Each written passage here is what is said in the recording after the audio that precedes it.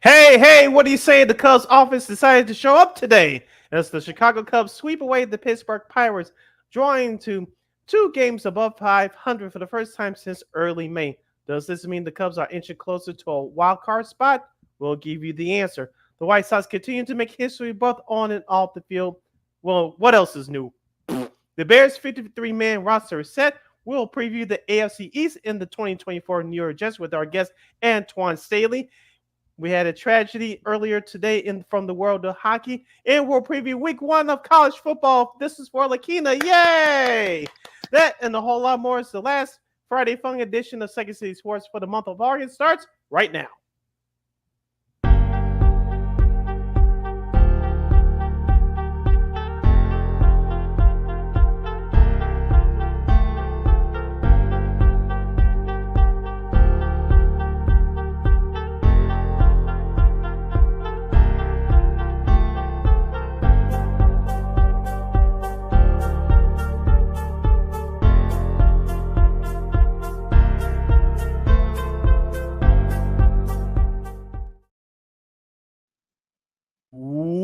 Welcome to another fun-filled Friday Fun edition of Second City Sports. We're live in the living color right here on Sports Zone Chicago, along with my co-host, Miss Lakeem McGee, which is she.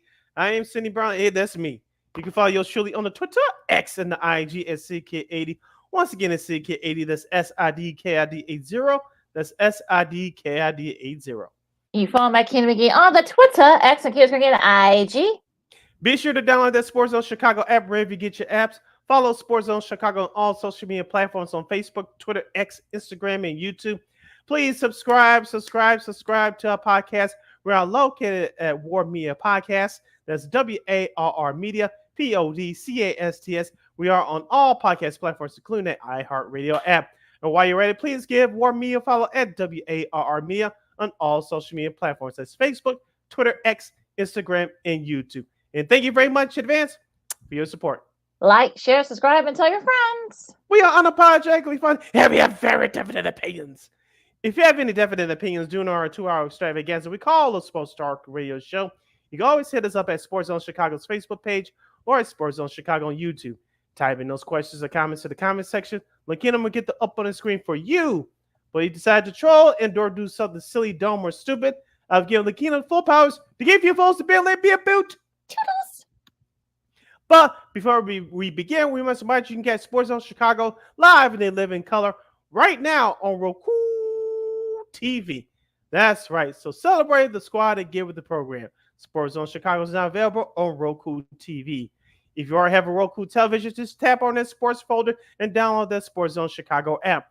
If you don't have a Roku television, but you have some handheld devices laying around, iPhone, iPad, iTouch, your Chromebook, or your PC or your Android, just head up to Google Play Store, download that Roku TV app, and access Sports Zone Chicago through that avenue. So no more excuses. Celebrate the squad and get with the program. Sports Zone Chicago is now available on Roku TV. 24 hours a day, 7 days a week, 365 days a year. Live and on demand. Anytime, anywhere. And you know we will provide. And we're providing you with the best here on Second City Sports, of course. We got our buddy Antwan Staley from the New York Daily News to preview the Jets and the AFC East, a very competitive AFC East. And, of course, we'll talk some Bears as the Bears, cut line gets down to the last 53. Also, too, of course, a couple of stars get new fresh paper. And, of course, week 1 of college football season will be in full swing. This is busy Labor Day weekend. And sadly, a tragedy hits the NHL as one of the stars of the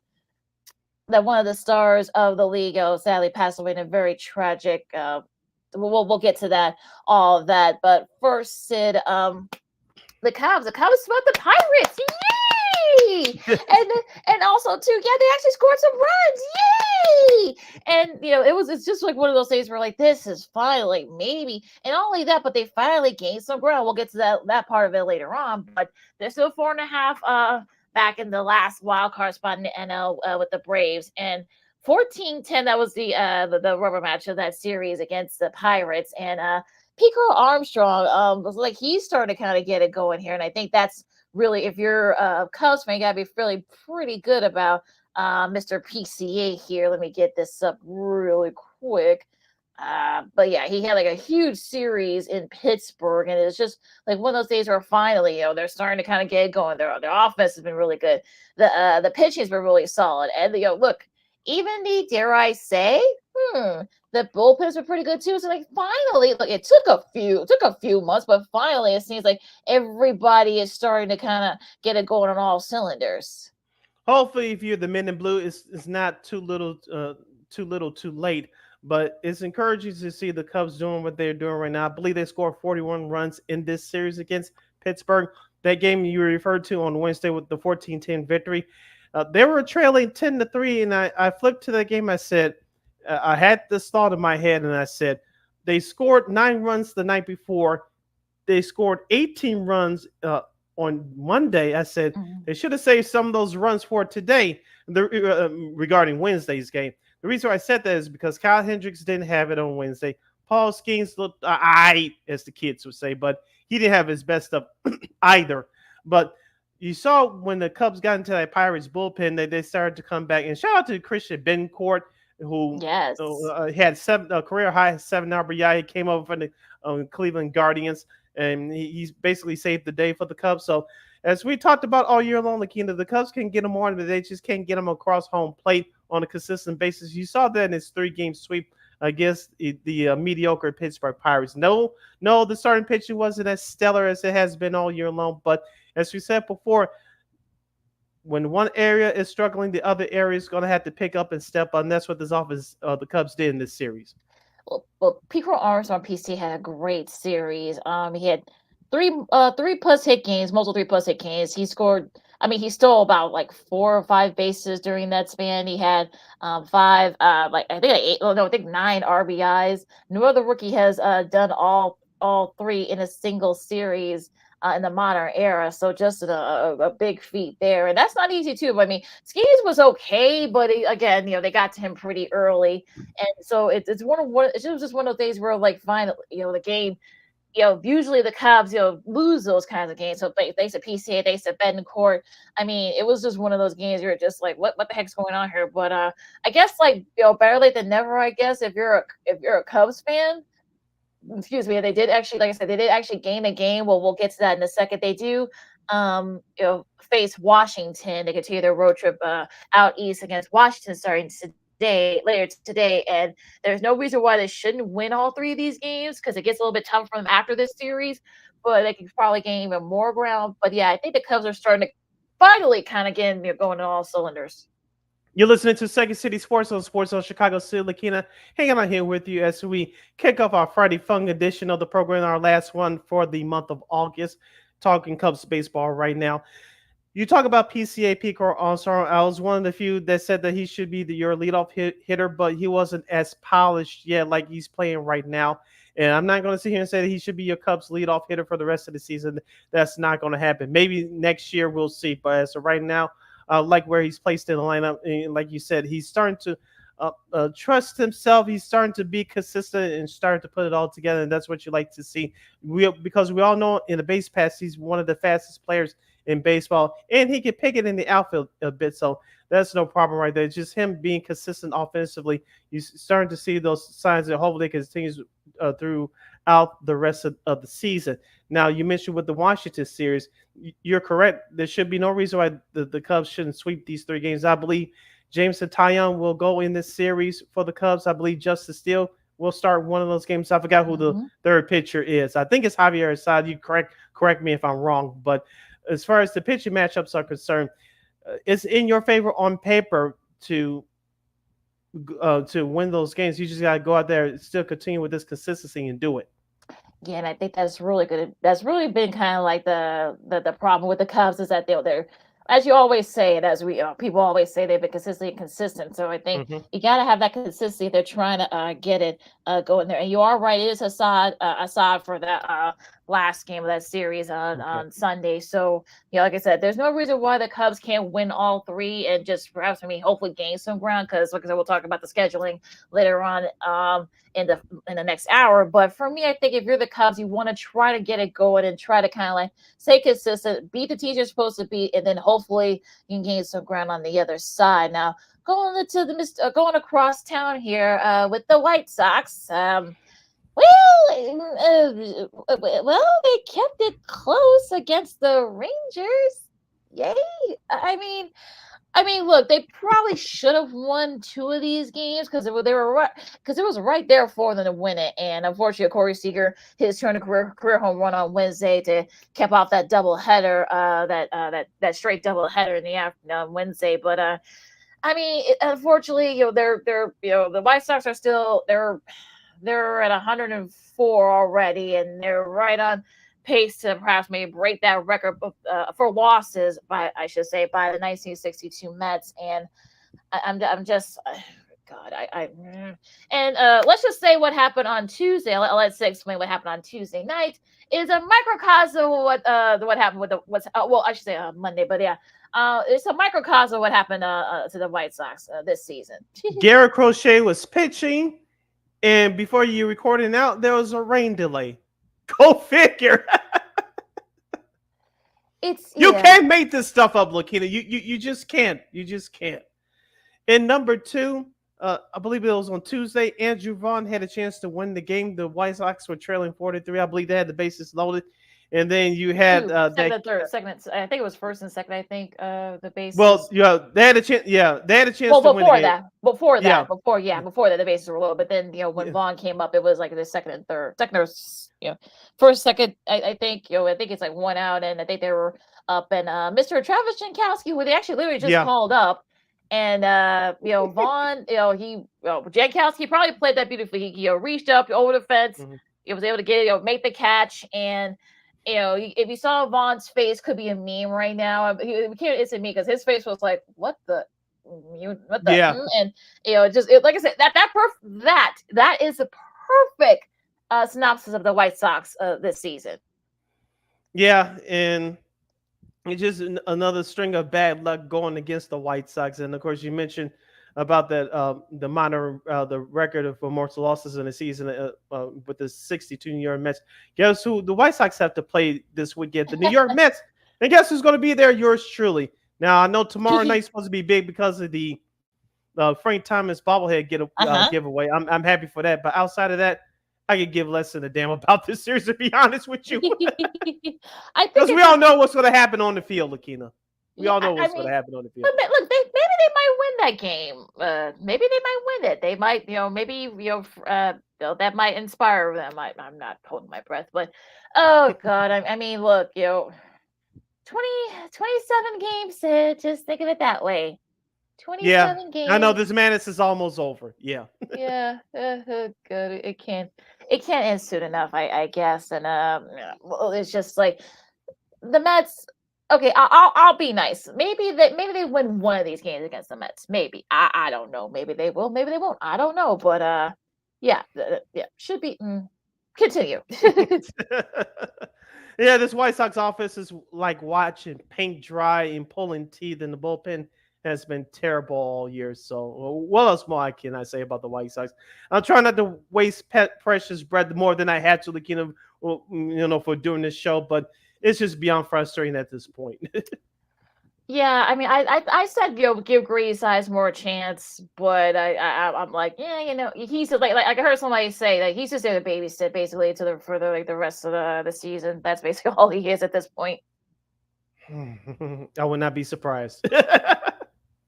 All right, so we'll go back to baseball later on in the show, but of course we're gonna go into the gridiron, continuing our divisional previews. We got our buddy Antwan Staley from the New York Daily News. He covers the Jets, and of course we'll talk about them in the AFC East. Should be a very competitive division coming up this season. So we can do our divisional previews coming next. Lakina McGee, Cindy Brown, Second City Sports on Sports of Chicago. We go to the NFL coming up right after this. This year, my mom got me the perfect bag for back to school. These colorful binders help me stay organized. These headphones are just what I need for studying. These new sneakers are just what I needed for the new year.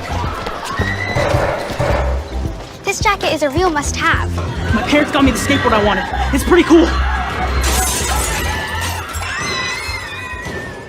These scissors really come in handy in art class. These colored pencils, too. These new socks, they can be a real lifesaver.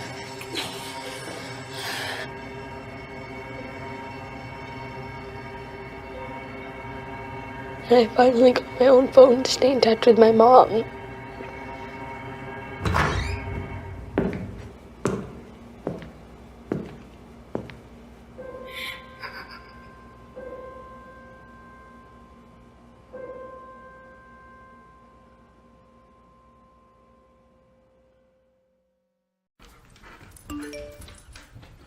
Trisha's having a sleepover tonight. Can I go? I wonder about Lucy's friends. What should I say? I know you're only 10, but one of these days a friend will offer you a drink. And alcohol at your age can lead to so many things.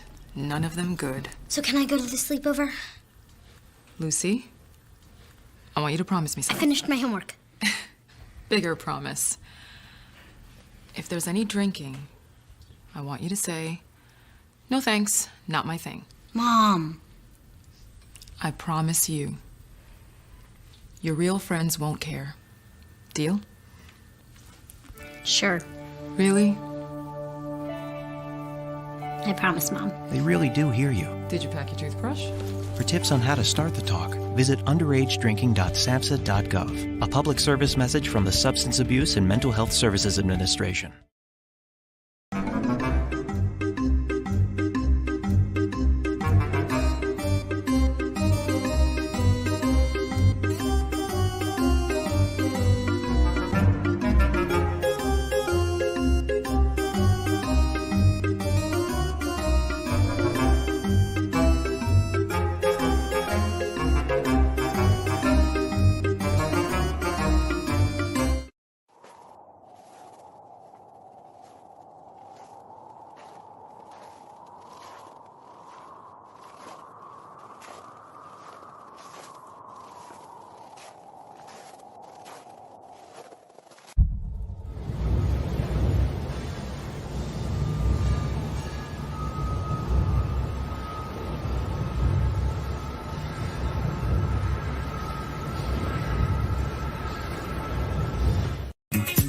Hey, this is Dr. J, and I listen to Sean and Maya in the morning.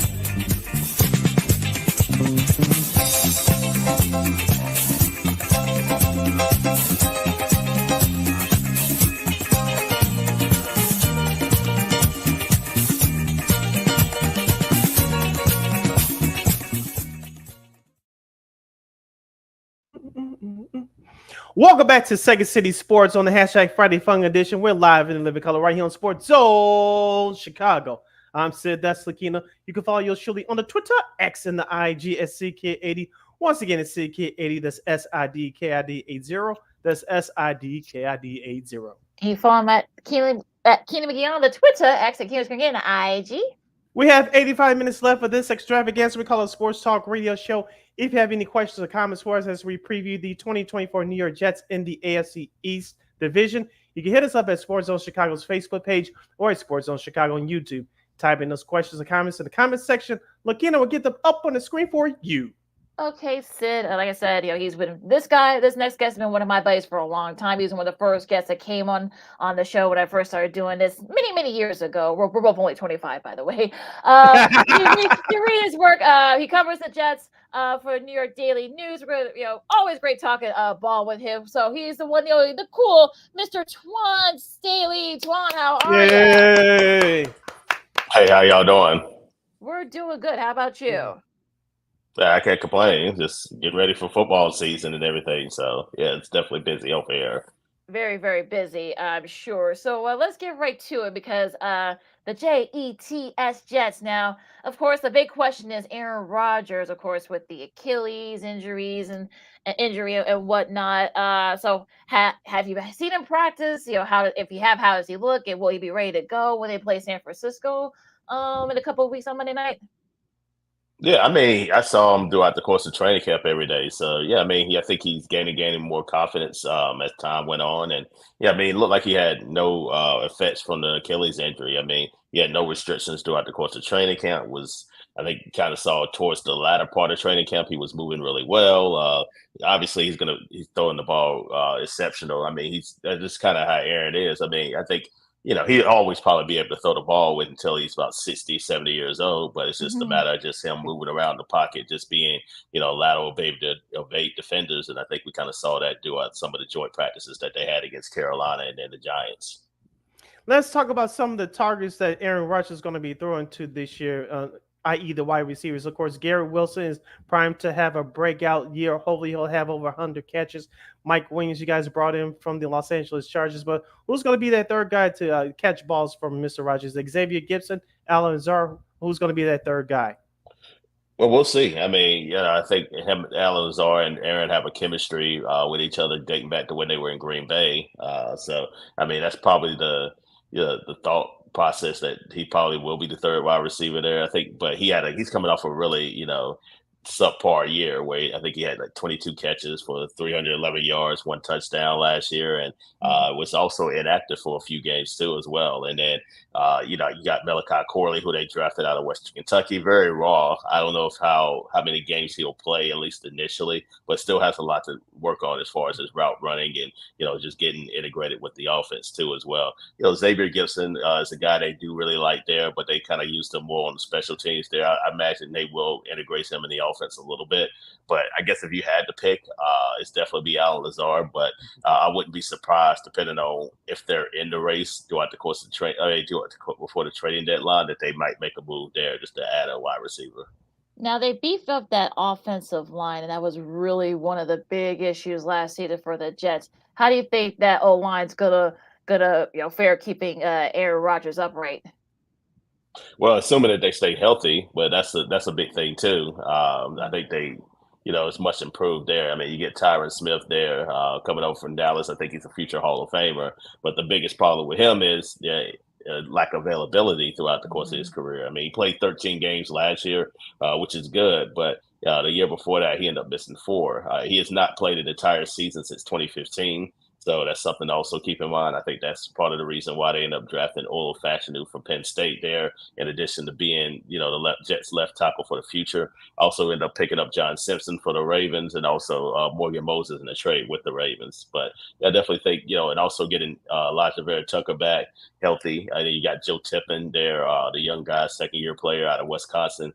I think it's a much improved group, but again, they've been hindered by injuries on the offensive line the last couple of years. So health is going to be key, especially when you're considering you have an older quarterback in Aaron Rodgers. And then if something were to happen to him, you also have an older backup quarterback in Tyrod Taylor too as well. Mm-hmm. Staying with the offense, Antwan, talk about Breece Hall. I know he had a hot start to his career. Of course, he was injured during his second year, and looks like now he's back healthy again. What do you expect out of Breece Hall this year?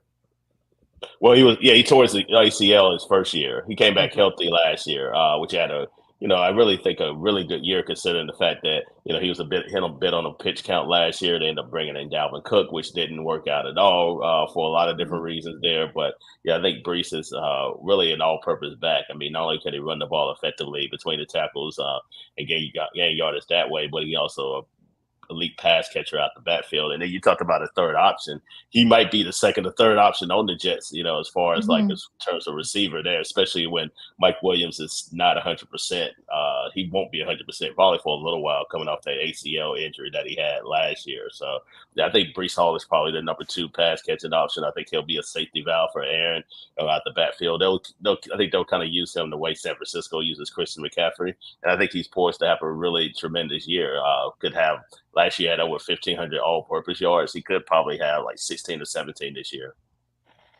Talking to Jets reporter and columnist from New York Daily News, Antwan Staley here on Second City Sports on Sports on Chicago. Lakina McGee, Sydney Brown with you. Let's go to the other side and talk a little defense. Of course, the Jets defense was probably one of the few good things about the Jets last season. Quinn Williams. We'll get to the Hassan Reddick situation in a little bit, but Quincy Williams, CJ Mosley. So they got a nice little mix of of young and veterans. So do you think they can still be that among that top 15 defense this year?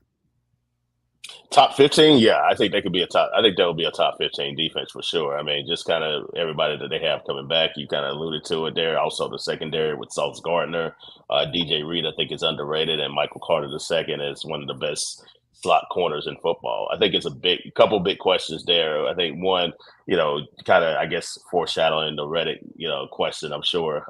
But yeah, they're looking to replace 19.5 sacks from a year ago, and they lost Bryce Huff in the offseason, ended up going to the Eagles, which I think also helped facilitate the Hassan Reddick trade to the Jets there. And also they traded John Fletcher Myers because they couldn't afford to have him and Reddick on the same roster. And then they lost Quentin Jefferson, who a guy that, didn't get talked about a lot, but, finished with 6 sacks. And he's also a guy that could play defensive tackle and also on the outside too as well. So if they don't have Reddick week 1 against San Francisco or, for a large part of the season, that could linger on. So I definitely think it's a big question there. And also stopping the run. Last year, they were 25th in stopping the run. Last year, they have 124 yards rushing per game. And that was a big thing. He just giving up a lot of explosive runs. So if you're looking at, questions about their defense, that definitely, can they get to the quarterback effectively without, Huff and, with Quentin Williams and, Jermaine Johnson's probably going to have to step up and, Will McDonald as well. But also, can they stop the run? Those are the major questions I have. But I think there'll definitely be a top 15 defense for sure. Let's talk about the secondary. Of course, we all know about Sauce Gardner, arguably the best cornerback in the league. But talk about Michael Carter II, the nickelback. We saw some great things from him last year. I heard Bart Scott, former New York Jet and New York City radio host, said that he's perhaps the best nickelback back in the league. What do you expect from Michael Carter II for 2024? Yeah, I kind of alluded to it as well. Yeah, I think he is arguably the best slot corner in the league there. I mean, he's playing for a contract. I mean, he's in this contract year, looking to get some big money after the season. It may not be with the Jets, to be honest with you, considering all the people they're going to have to pay next year. But yeah, I definitely think, in addition to Sauce and DJ Reed, who I think, again, is very underrated there. I think, Michael Carter is going to shadow a lot of guys, especially if they have, 2 or 3 top wide receivers. I mean, you can line up on the outside, you can line up on the inside.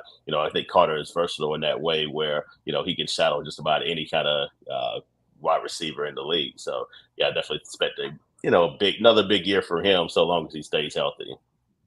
What do you think the ceiling is for the Jets this year? We'll get to the rest of the AFC East in a second. So, of course, you got the Dolphins.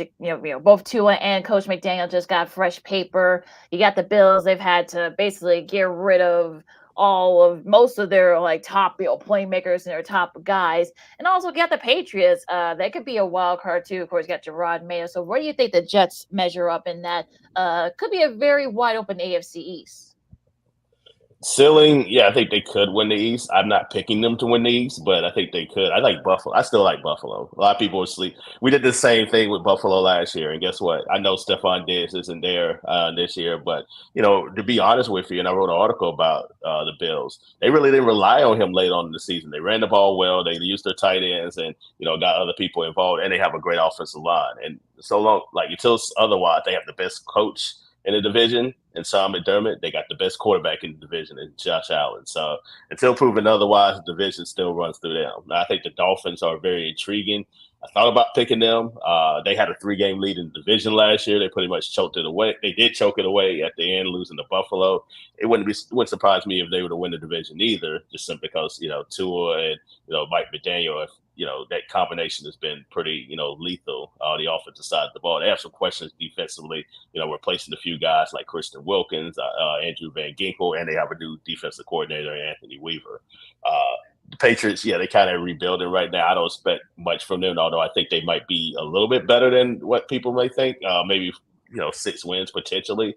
But, yeah, I think the Jets – the ceiling, I think, is probably a playoff team there. I'm not picking them to be a Super Bowl team. I'm not on that Kool-Aid, but I think they could make the playoffs. And anytime you get in the tournament, anything can happen. I'm shocked that we went halfway through this interview, but without mentioning these two names, but I'm going to mention them right now.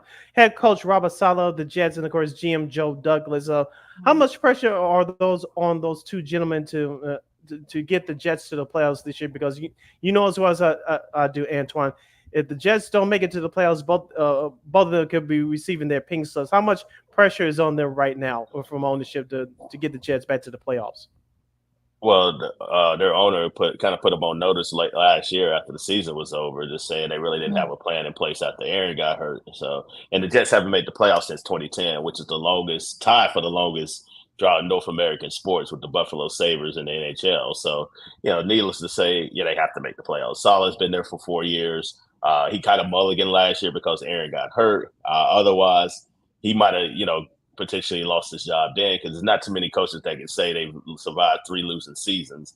I have a hard time believing they can survive a 4th. And then Joe Douglas has been there since 2019, has not had a winning season since then either. They've accumulated a lot of talent, done a lot of things. The roster is so much improved than when both of those guys got there. But, this is a result-based business. And if they understand what the situation is, they spoke about it plenty of times there. They know the pressure is on, especially considering that the hype and where they're located. So they understand they have to make the playoffs. Otherwise, then, it could be wholesale change. And that includes Aaron Rodgers, too, because if you bring in a new coach, what new coach is going to, Aaron might decide he wants to retire, and then they might want to bring in their own quarterback and go younger in that sense, too. So everybody's tied to this, including Aaron Rodgers.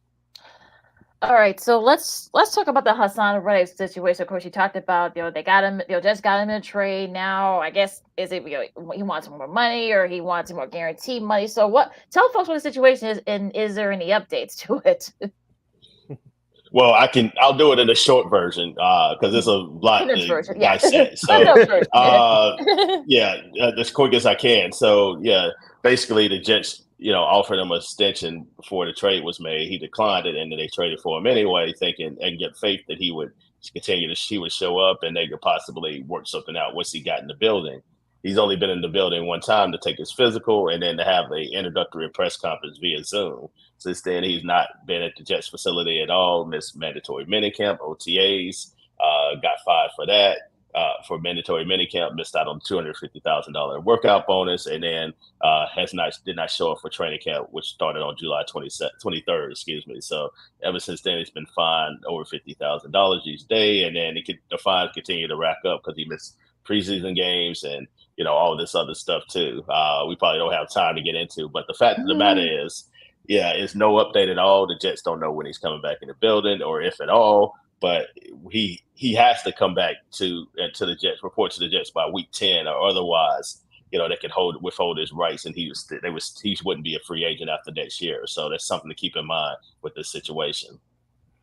We're heading down a home stretch with our guy Antwan Staley, the New York Daily News, New York Jets beat reporter. He's hanging out here with us right here on Second City Sports on Sports Zone Chicago. Sid McKinney here with you. Back to Robert Saleh, Antwan. Most people outside the New York City metropolitan area doesn't know about his personality. Like I mentioned earlier, I listened to a couple of midday shows from I'm not going to mention the station. You know who they are, but one of the hosts was saying that Robert Saleh has potentially lost the locker room last year. He doesn't know how to communicate with his players. Talk to us about his personality and what's the temperature in that room right now between him and the players. Well, I wouldn't say that. I mean, I know there's a lot of smoke and a lot of people have talked about just what happened last year. I mean, he described it earlier this week as chaos, which, I think is probably a good word for it. They didn't necessarily know how to handle all the media attention that came with last year, whether, getting, comes with Aaron, everything that comes with Aaron, or just hard knocks and, him getting hurt and all this other stuff. But, I think the players they're really backing him. I mean, they really believe in what Robert Saleh is selling, and whether they just hadn't resulted in enough wins, quite frankly. But the players still believe in him. I don't think he's lost the locker room at all. I know it's a report saying that Aaron Rodgers is somewhat of a bit of a diva, whatever the case is, from some anonymous agent from the Athletic. But from all my accounts, I don't think any of that's true. I think. The teammates love playing with Aaron. They understand he gives them the best chance to win. Yeah, I mean, in most locker rooms, quarterback is going to get some preferential treatment. That's just kind of how that's the reality of it, especially if you're a future Hall of Famer. like Aaron Rodgers that's established, then yeah, you're going to get some preferential treatment. But I think the players, from what I understand, all love Aaron Rodgers, and I don't see the locker room being fractured in that manner. And I think they really enjoy playing for Robert Saleh, and they love him, quite frankly.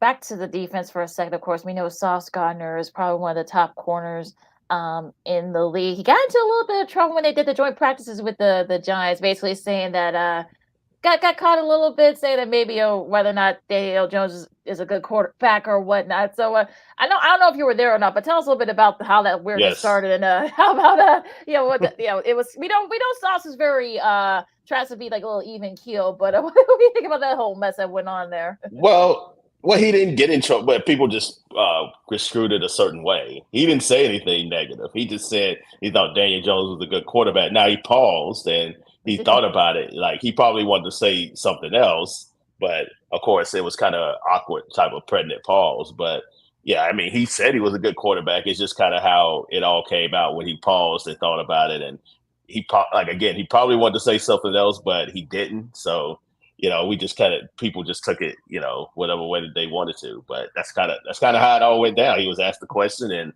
he answered it. Yeah, we all know that the NFL is trying to bring excitement back with the special teams. Of course, now you have the new kickoff rules, and so far it looks like things are on the up and up a little bit. We saw a couple of long returns throughout the preseason. What's your initial thoughts about the new kickoff rules this year? Do you think it's going to go off without a hitch?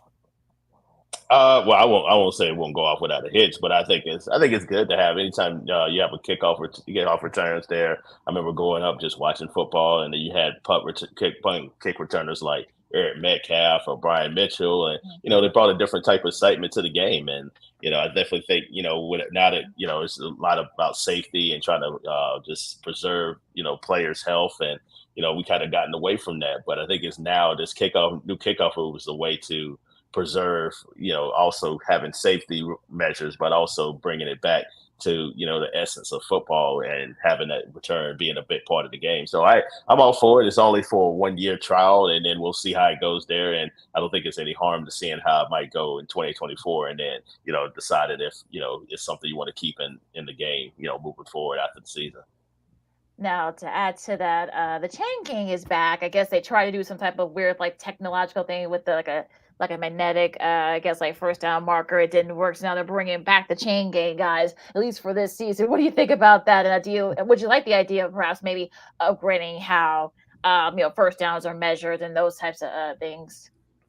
I think it worked. It just took a long time. Like, it just took a long time to get the actual measurements. I think that was the biggest thing. Like, people were just kind of sitting around for 2 minutes not doing anything. And then football is already kind of slow enough game as it is, where you don't necessarily need to add 2 minutes with just not doing anything. So yeah, I definitely think, if they can speed it up a little bit, it doesn't have to be, 10 seconds, but if they can keep it to like 30 seconds, maybe measurement, then, I definitely think it's beneficial not to have, the referee pull out the measurement. But if it's going to take 2 minutes, then you might as well just go ahead and keep it how it's been going for the last, century plus about with the chains and everything. Mm-hmm.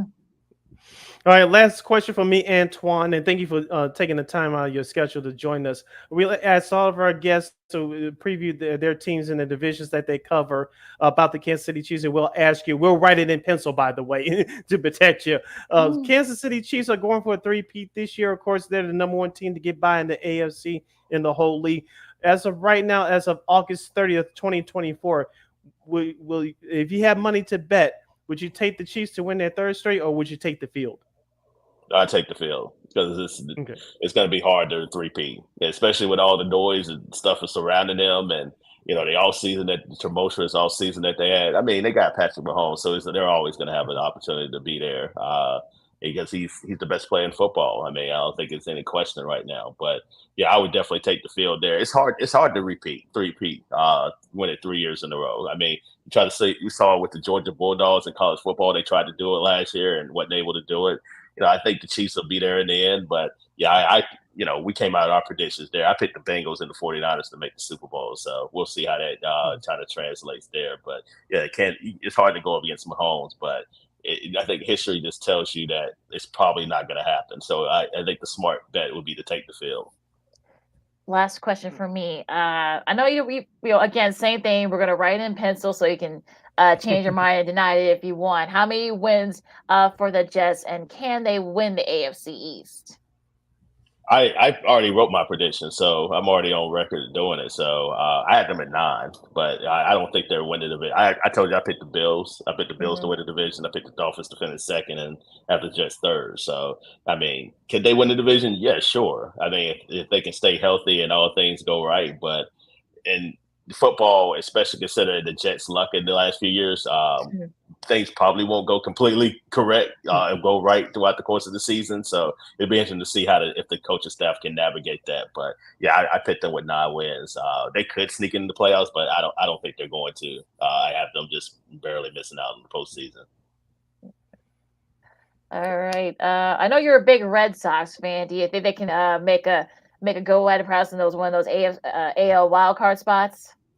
No, I don't. Like they played as. I mean, I think they're playing as well, better than I think I expected. But yeah, it's too tough a division, and I think it's too much talent there. So in the AL in general, so no, I don't think they're going to be a factor at all. I think if they went over 5, they finished over 500, then I would be satisfied with that. But they got a lot of work to do as far as roster construction, especially on the pitching side of things.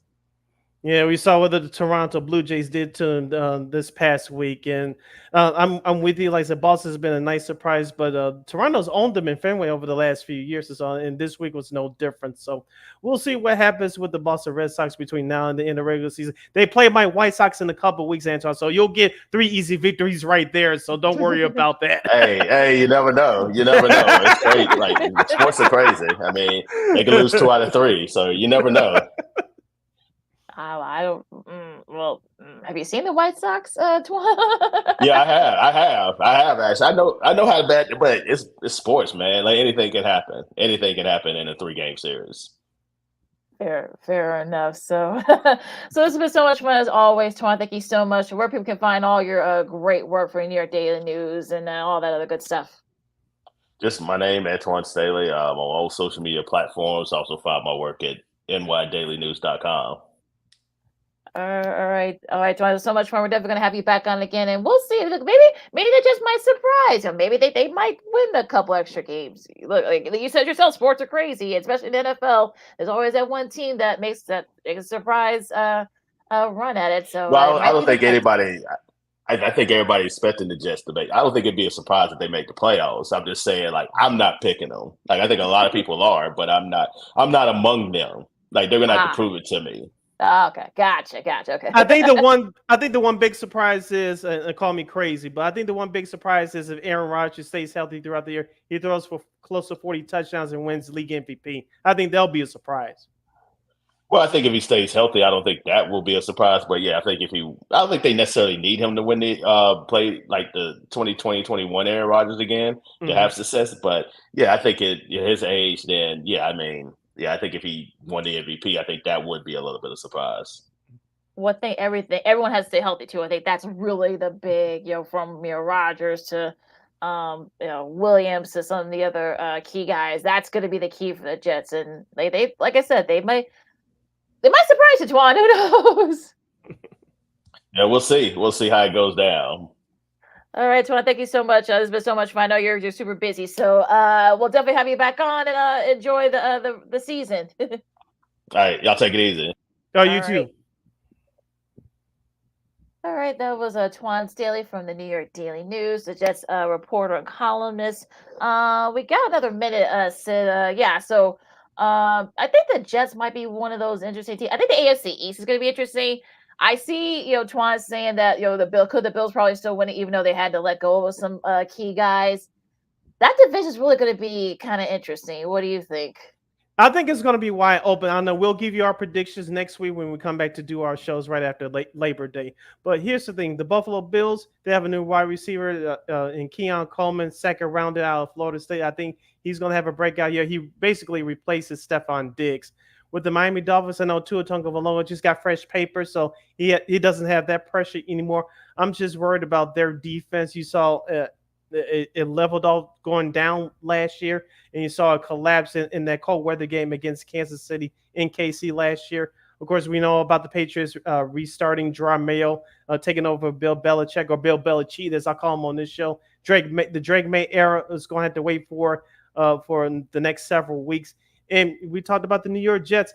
Everything just had to break right for the Jets to have them win at least 10 games. Is it possible? Yes, but as a buddy Antwan says, if you really study the history of the New York Jets, something out of nowhere, whether it's an injury or some a strange play or whatever, it just happens to go wrong for the Jets for some unknown reason. So this division minus the Patriots is definitely wide open.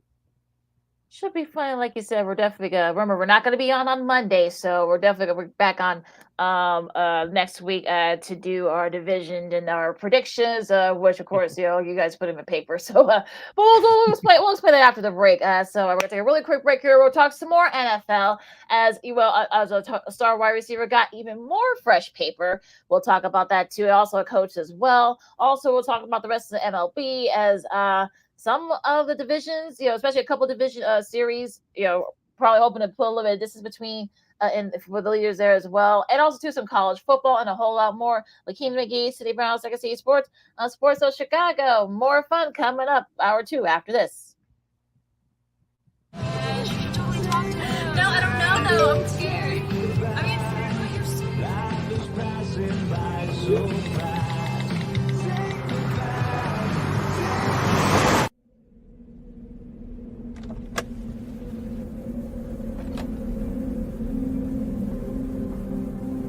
Do you know that you're in my lane? No, not at all. Are you not paying attention? Are you texting? I was just checking in with my mom. I was telling her that I thought we'd be home by 6. It's okay. There's enough time. Just pay attention. I'm not even halfway through my text. There's no way. I'm not even going to look up. My babies are in the car. You have to pay attention. It's just supposed to be a quick text. I'm so sorry.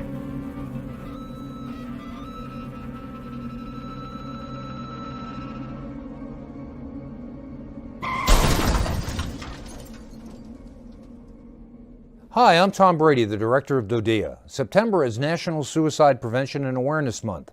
The simple act of reaching out and caring for those in our communities is something we all can do. Just being there for someone you care about can be a tremendous first step in getting them access to confidential resources and support that they need. It only takes one person and one small act and 1 minute to make a difference. Let's make a difference.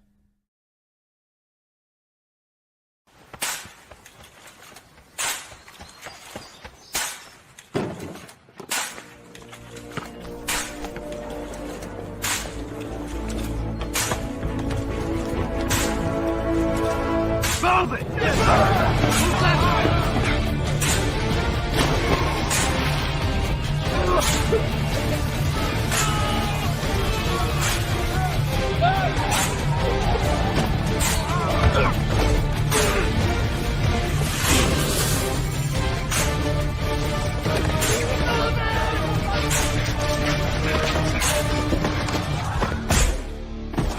Many will hear the calling.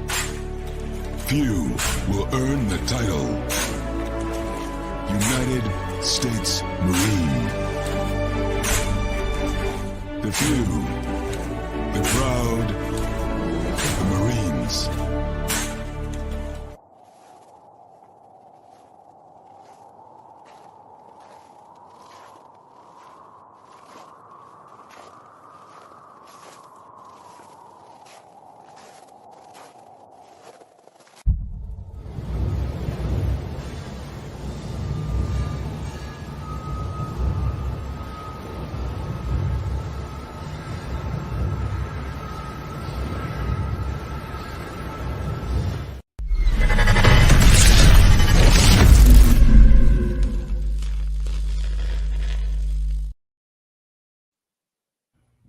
Welcome back to hour number 2 of Second City Sports # Friday Fun Edition. We're live in 11 color right here on Sports Soul Chicago, along with Miss Lakeem McGee, which is she. I am Sydney Brown. Hey, that's me. You can follow yours truly on the Twitter, X, and the IG at SidKid80. Once again, it's SidKid80. That's SIDKID80. That's SIDKID80. You follow my Keenan McGee on the Twitter, X, and Kids again, the IG. We're kicking up hour number 2. We have less than 55 minutes left for this extravaganza we call a Sports Talk Radio Show. If you have any questions or comments for us as we continue our NFL discussion along with the Chicago Bears, and we'll get into some MLB as well for this segment, you can always hit us up at Sports Zone Chicago's Facebook page or at Sports Zone Chicago on YouTube. Type in those questions or comments to the comment section. Lakina will get them up on the screen for you. And just a daily reminder, you got to catch Sports Zone Chicago live in the living color right now on Roku TV. Well, let's talk some Bears. If you saw the recent episode of Hard Knocks, and it was like I said, I actually had to go back and watch it because like the first 10 minutes kind of bored me out of my mind, and I had to go back into it. But the cut down day, of course, like all the other, all the whole NFL, the 53-man, Velus Jones did make the roster as we all figured he would. Unfortunately, guys like Baskerville, who I know, we were both very high on Sid. Of course, he got cut. They did cut Brett Rippon. We'll tell you where he went in a second. Also, they did bring Austin Reed back into for the practice squad. So, any big surprises, shockers? Dominic Robinson, number 90. Of course, he was one of the first draft picks from the Ryan Poles era a couple of years ago. He made the team. And also, Josh Blackwell, number 39. I told you I saw him. He made a couple of big plays in the game against Cincinnati a couple of weeks ago. He made the team. So if you want to say surprising moves right there, I'll go with those two. I'm glad that Blackwell made the team.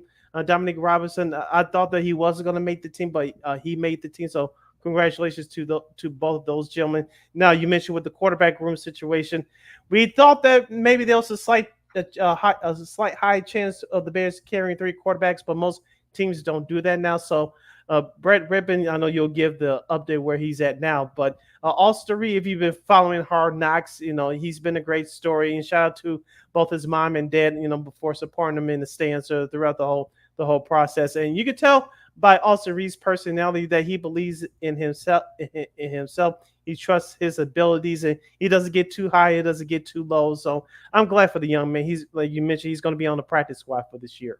Yeah, we interested to see if God forbid, Caleb Williams gets hurt, and of course, they actually showed his dad again, on that episode. It's probably one of the few bright spots in the episode. Like I said, yeah, he got cheated out of that first fight. Talking about Tyson Bajan's dad, he did come back to win that next one.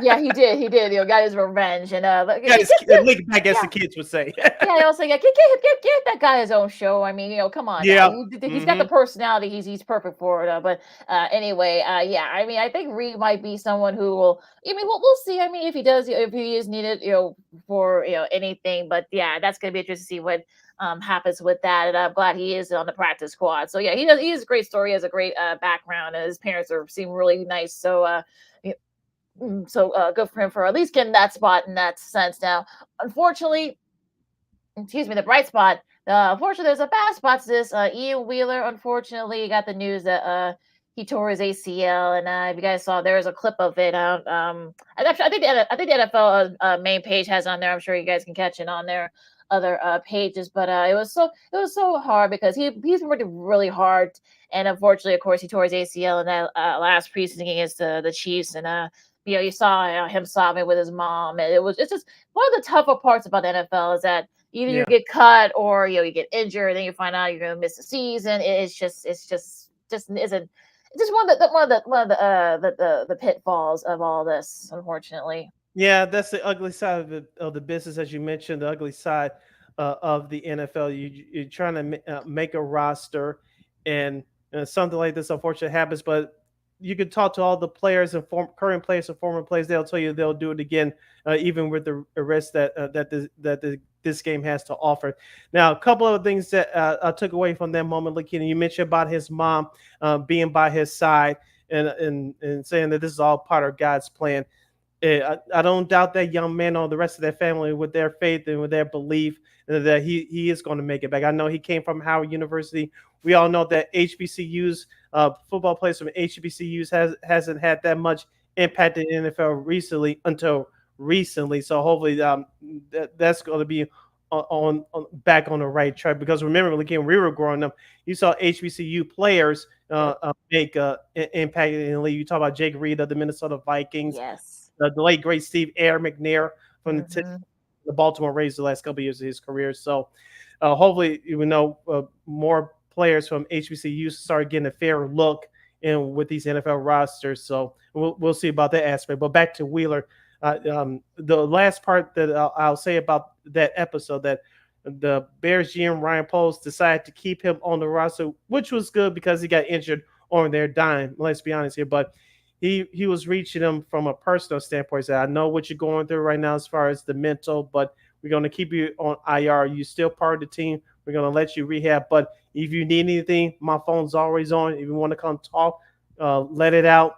I'm here for you. And that's what you like to see from a leader.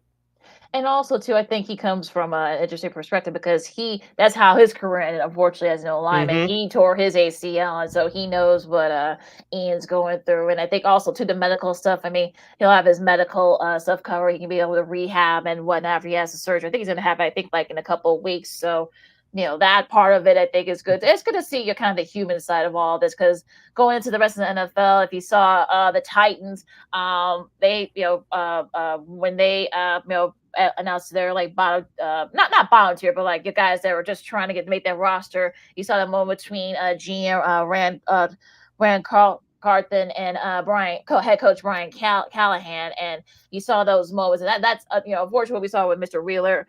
But on the flip side, with the Titans and the guys that made the team, you see some of the human side, guys that didn't that sacrificed a lot. I think one guy said that he was staying in his brother's couch, and you hear those kind of stories could kind of make you feel good that sometimes you get injured, unfortunately, get unlucky there, but at the same time, though, you can actually make a NFL roster. So that's kind of like, you got the two sides of it, and that's what makes sports interesting at times. I know we as society like the drama, we like the serious stuff, we like the foolishness at times as well. But it's nice to see, like you said, the other side of it, because we all are humans at the end of the day. We could talk about the ugly, cutthroat side, the ugly side of the business, but this is the other side, which is mostly, like you said, they're human. It was much more beautiful as well. Going back to Hard Knocks, Lakina, I don't know if we're going to see this next week for the season finale for the Bears, but remember throughout the first few years of Hard Knocks, they used to show the guy coming in, knocking on the door, and for the whoever was going to get cut, he knocks on the door. If you can hear, no player wanted to be in that door when you got that knock on the door. Now, they did change it up as the series went on the first few years for those players that are on the French. I got that knock on the door. Well, you made the team, but 9 times out of 10, you hear that knock on the door. If you can hear it, that meant you got cut. I know. So the last few years, they didn't decide to show it. They just showed that, well, this player got cut and he's leaving in his car or in his U-Haul truck or what have you. Well, yeah, the playbook, turn your playbook. That's how it was, early on when they started doing Hard Knocks. So it'll be interesting to see if we see some of that. Maybe they won't, knowing this Bears team, maybe they won't do it that way, or like that's what I say, probably not. Yeah, so maybe they'll just do like, hey, look, this guy got cut or whatever. So again, we'll see what happens there. Of course, you can catch the season finale of Hard Knocks with the Chicago Bears on HBO. You can stream it on Max. If you don't have Max, I'm sure they'll air it on YouTube as well. So you guys check it out even if you don't have HBO or Max. So you listen to Second City Sports on Sports Zone Chicago. Lakina McGee, Cindy Brown with you. Talked about a little bit more of the NFL. A couple of guys got fresh paper. Of course, the Brandon Ayuk saga in San Francisco is finally over with. Thank God. Yesterday he got an extra a 4-year extension. First reported by Tom Pelissero, of course, from the NFL Network. 120 million. And also, to check this out, Sid, 76 million guaranteed, and a lot of that is front loaded. So 47 of that money will be paid to Ayuk before April 1st of next year. So a lot of that is front loaded. So, I guess, look, he got his money.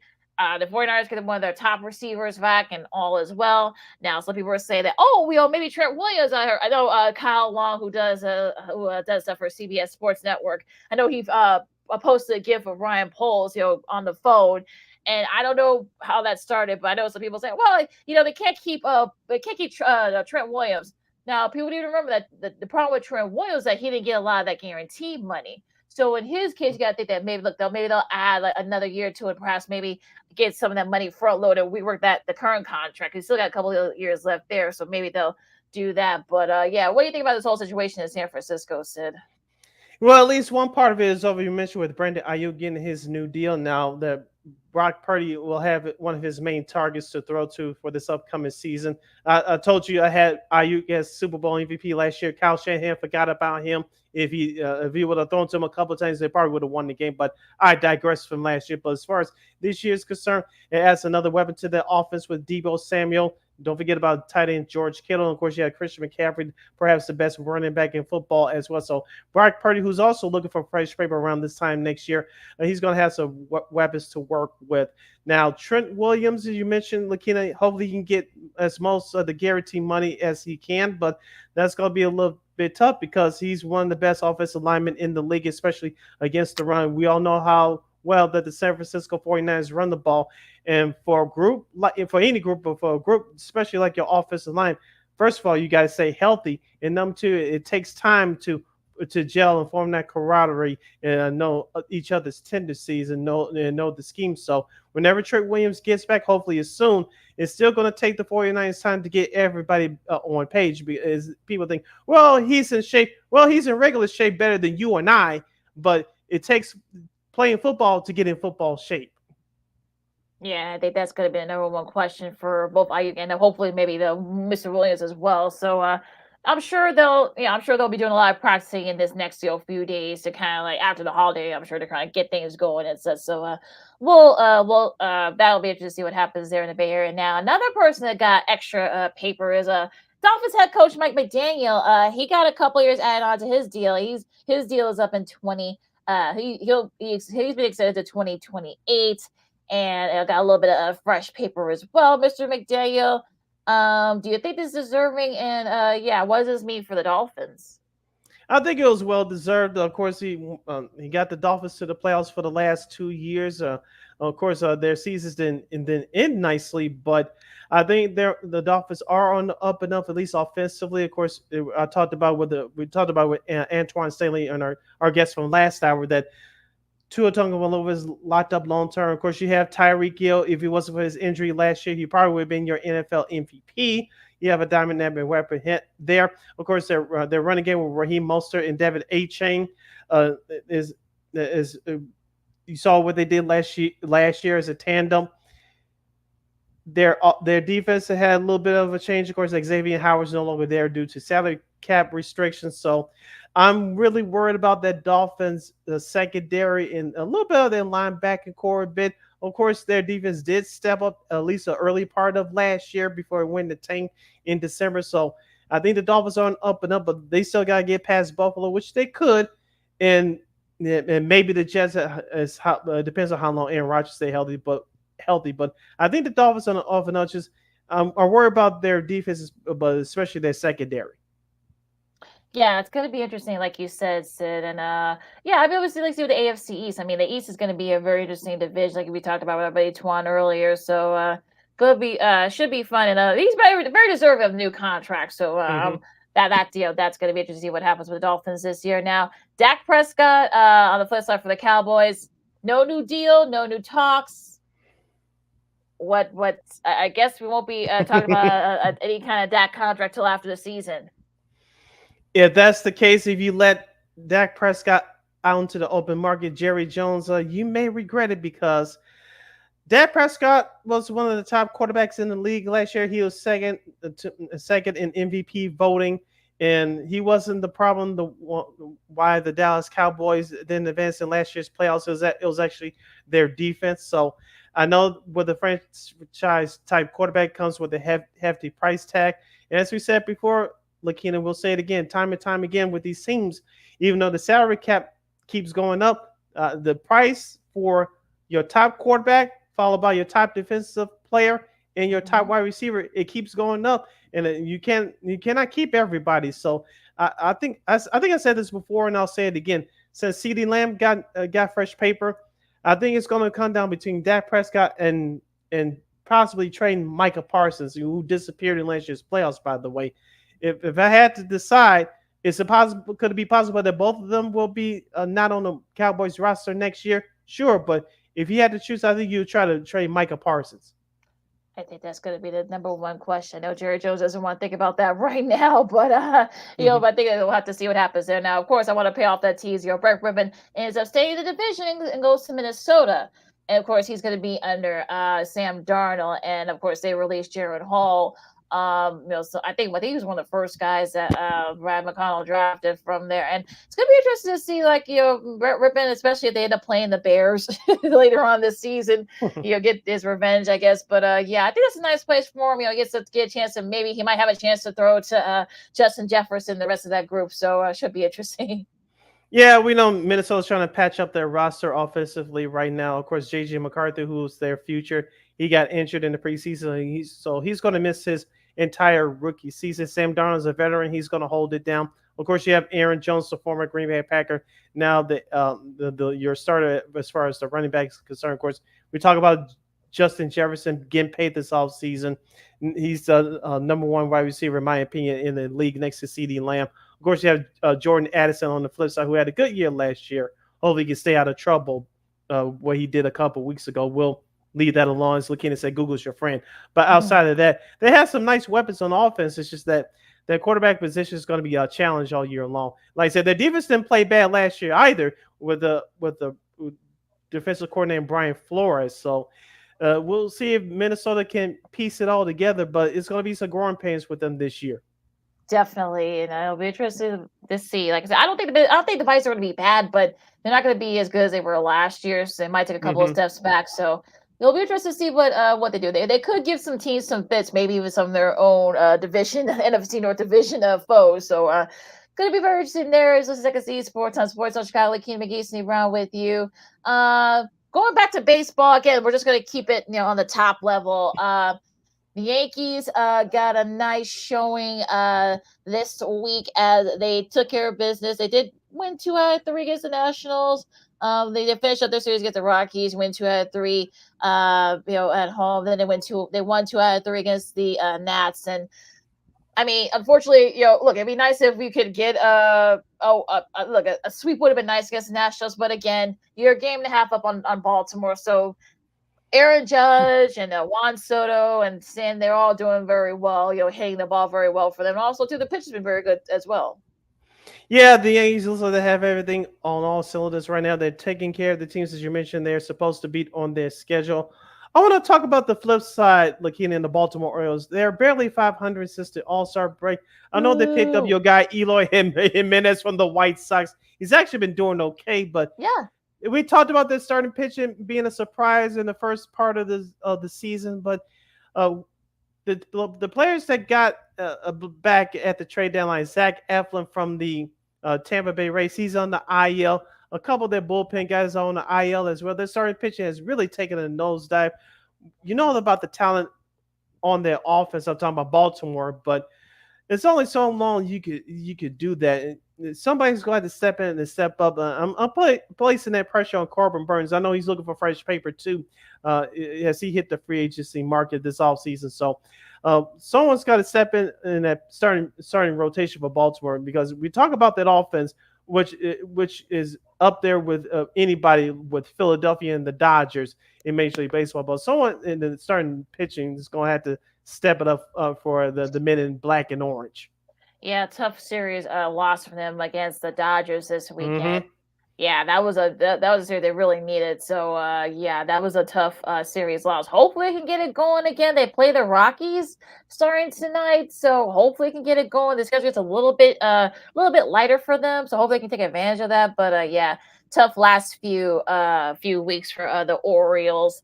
Now, as far as the Central, things get a little bit competitive in the Central. The Guardians lose 3 out of 4 to Kansas City. And now like the Royals, but then also too, Minnesota's lost 4 in a row. So things get a little bit tight in that Central. Yeah, the Kansas City Royals trying to make me eat my words. They did this week by you mentioned being Cleveland, and Cleveland 3 out of 4. Bobby Witt Jr. starting to hit the ball very well. Salvador Perez has been there all year as one of their veteran guys. He's been delivering on cue as well.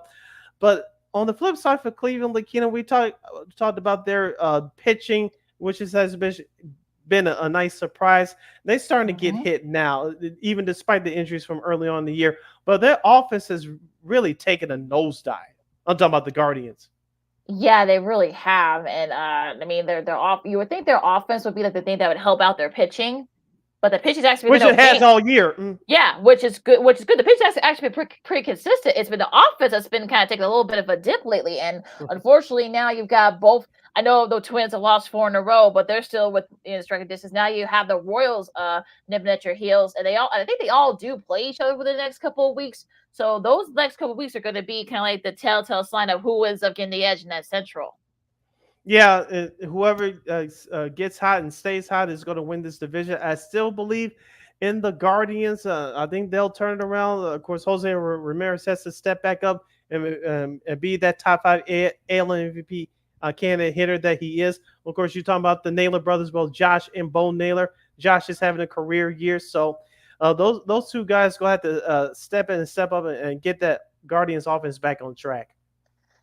It's going to be interesting there in that Central. I guess the Central's going to be entertaining after all. Right. Well, we didn't think that. Well, look, we didn't think that would be the case earlier this year. We thought the Guardians were going to run away with it, but Twins and the Royals, especially, said not so fast. But we'll see. Going to the West for a second. The Astros, tough series. Yeah, they lose 2 out of 3 in Philly, but they did bounce back with a win against the Royals to open up that 4-gamer. So Houston looks like they're starting to get going now. Seattle, maybe they're starting to figure things out as well. They did win 2 out of 3 against Tampa, and that's also winning 2 out of 3 against the Giants preceding that. So they're starting to get going. So, and they do play the Astros coming up in a few weeks as well. So they could perhaps maybe they're starting to find, figured out things with interim manager Dan Wilson and Seattle, they're starting to get together a little bit, just a little bit. Is it too little, too late? ... Yeah,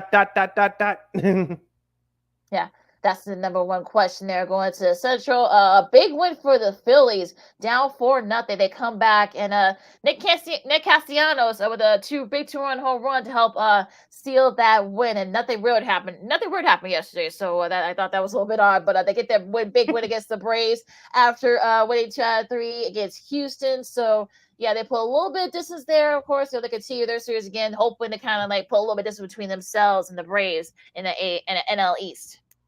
We talked about Philadelphia's offense being that power lineup. Of course, you have Bryce Harper, JT Realmuto, their star catcher. Of course, Kyle Schwarber, and don't forget about Trey Turner as well.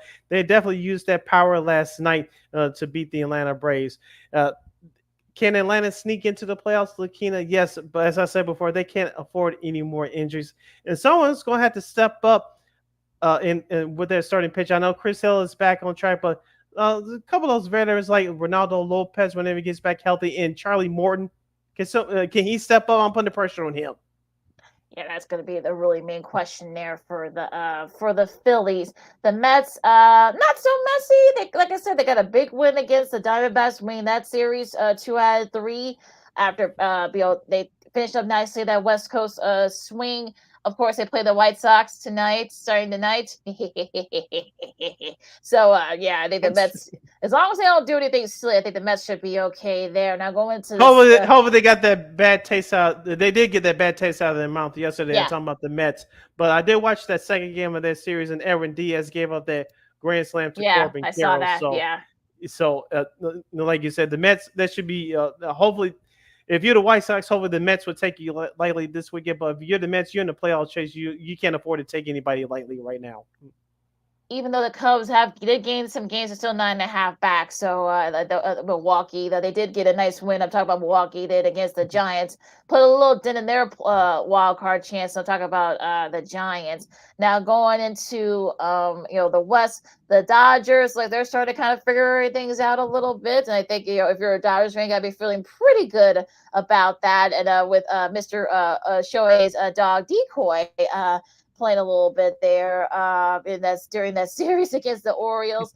Now they do play the Diamondbacks starting tonight. That's a big series for both teams. If you're the Dodgers, you want to try to put as much distance as possible between yourself and the D-backs. Now San Diego, like I said, just when you thought that San Diego was starting to figure things out, they kind of they wet the bed in that series against the Cardinals, splitting that series, but they had their shots, perhaps getting at least 3 out of 4 in that series. But if you're seeing in that division, that West, so yeah, I think the Dodgers will get it. I think if you're the Dodgers, you want to try and sweep or perhaps maybe win that D-back series to kind of put a little bit distance between everybody, and I hope you can take control of that division.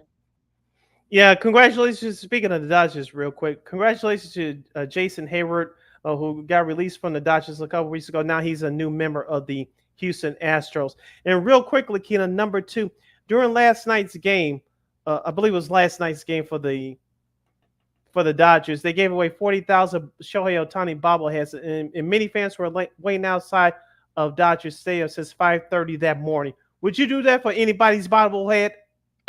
Oh no. Okay, even good. Even the weather is decent, which of course it's decent weather over there, of course in SoCal. But no, I would never, ever. How about, would you? I know you wouldn't.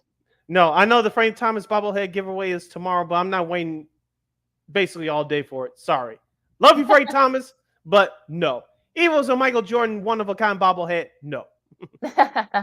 And on that note, of course, you're going to schedule for this weekend. Milwaukee and Cincinnati, they start their series. Atlanta, Philadelphia, they continue their series. Boston and Detroit. We'll see if Boston can at least try to make a go at it. A double header there, of course, for Milwaukee and Cincinnati. The Cubs gotta win this series, sweep the series against the Nats. Starting today.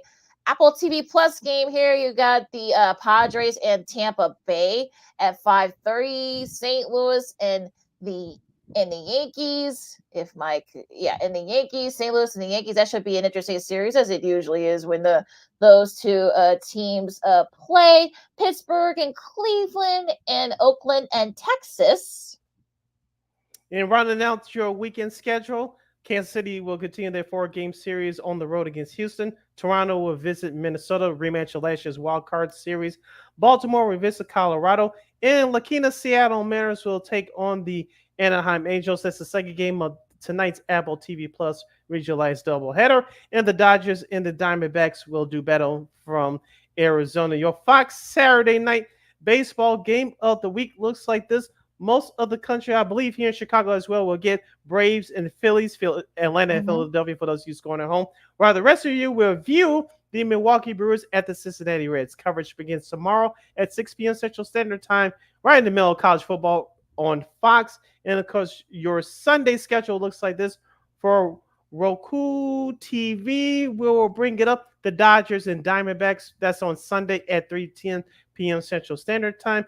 And your Sunday night baseball game of the week will feature Atlanta at Philadelphia. That's at 6 p.m. Central Standard Time.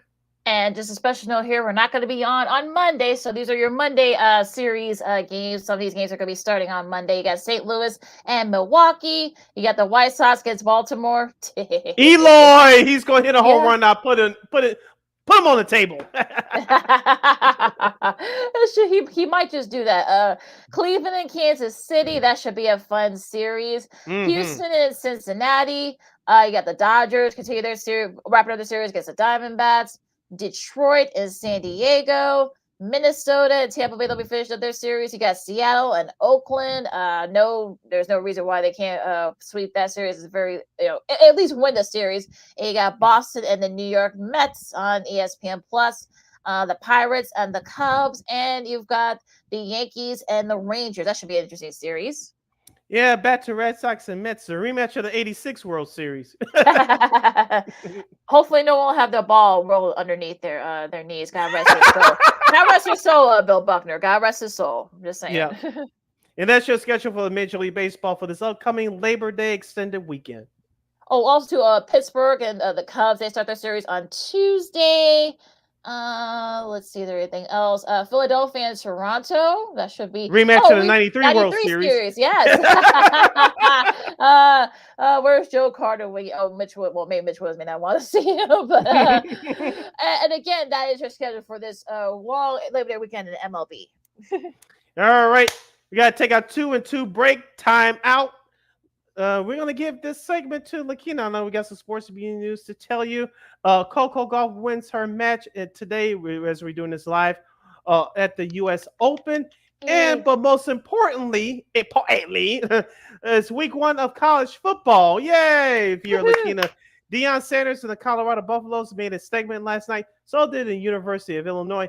That and a whole lot more. As you stick and stay right there, Second City Sports, live in the living color, right here on Sports Zone Chicago. This year, my mom got me the perfect bag for back to school. These colorful binders help me stay organized. These headphones are just what I need for studying. These new sneakers are just what I needed for the new year. This jacket is a real must-have. My parents got me the skateboard I wanted. It's pretty cool. These scissors really come in handy in art class. These colored pencils, too. These new socks, they can be a real lifesaver.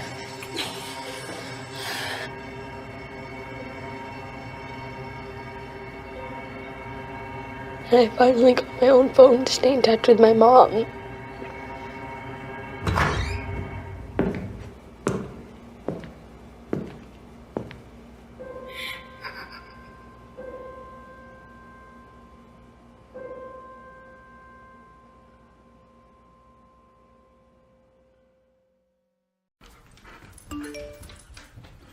Trisha's having a sleepover tonight. Can I go?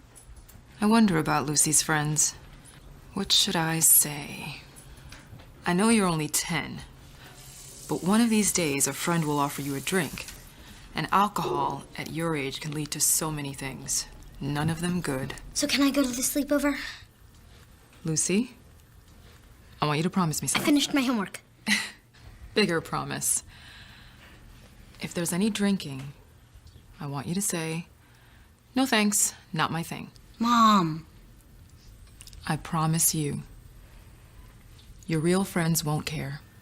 Deal? Sure. Really? I promise, Mom. They really do hear you. Did you pack your toothbrush?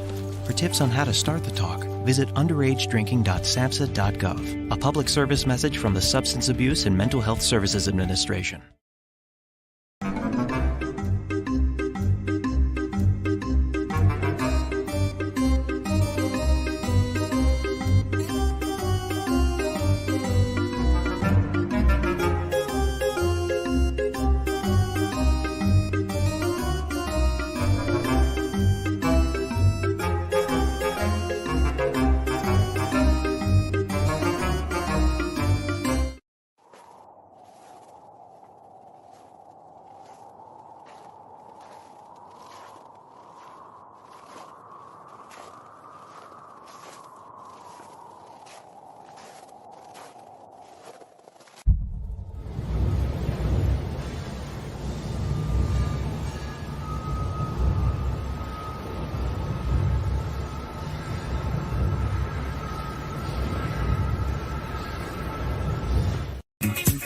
Hey, this is Dr. J, and I listen to Sean and Maya in the morning.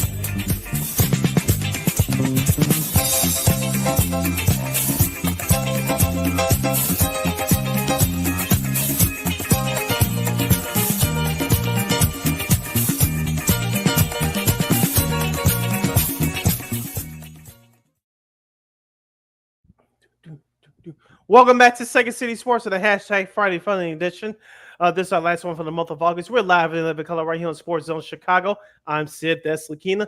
You can follow yours truly on the Twitter, X, and the IG at SidKid80. Once again, it's SidKid80. That's SIDKID80. That's SIDKID80.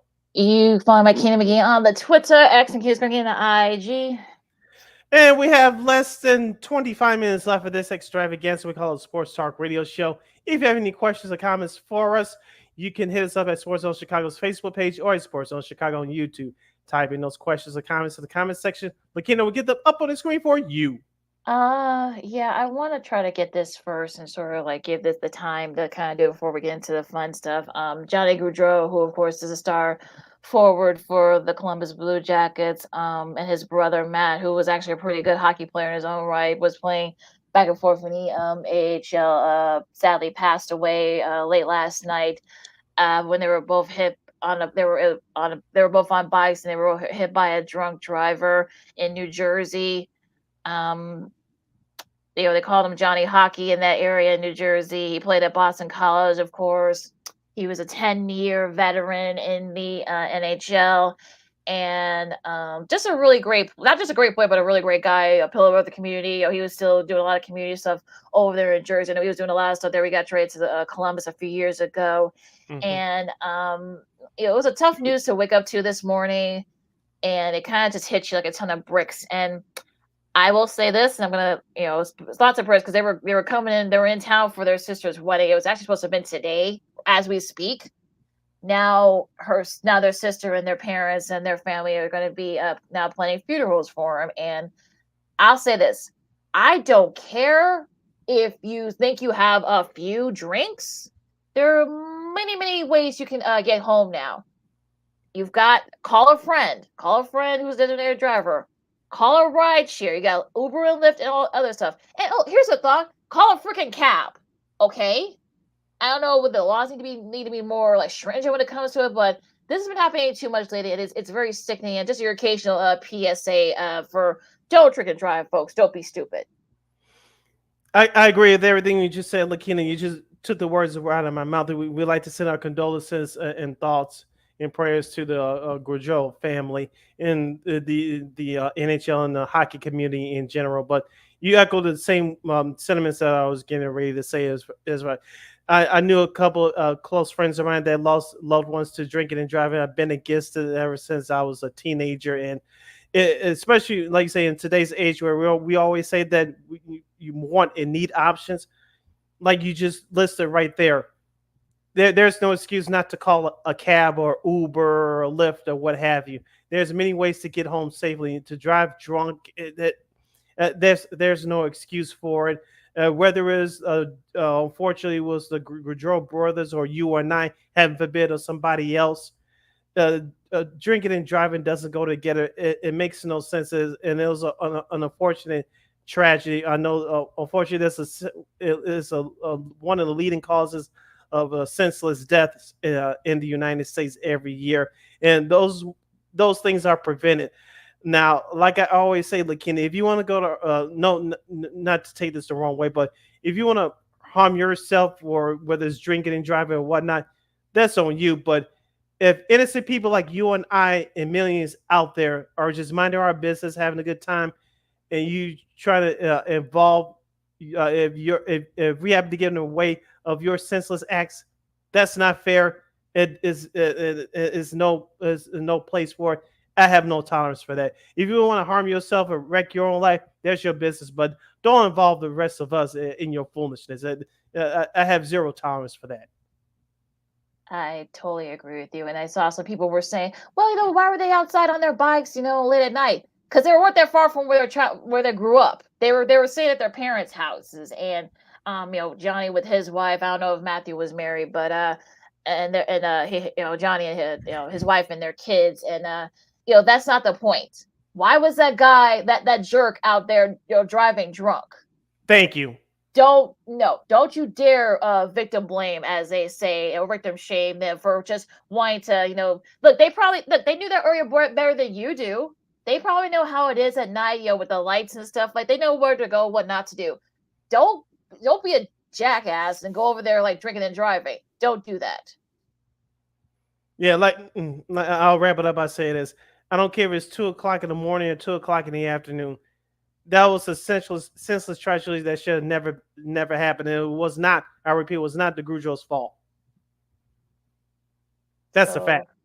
That a huge fact. Like you said, thoughts and prayers go out to the Gaudreaus, their family, and the rest of the Columbus Blue Jackets and NHL family. This is going to be a very tough loss. So just awful tragedy.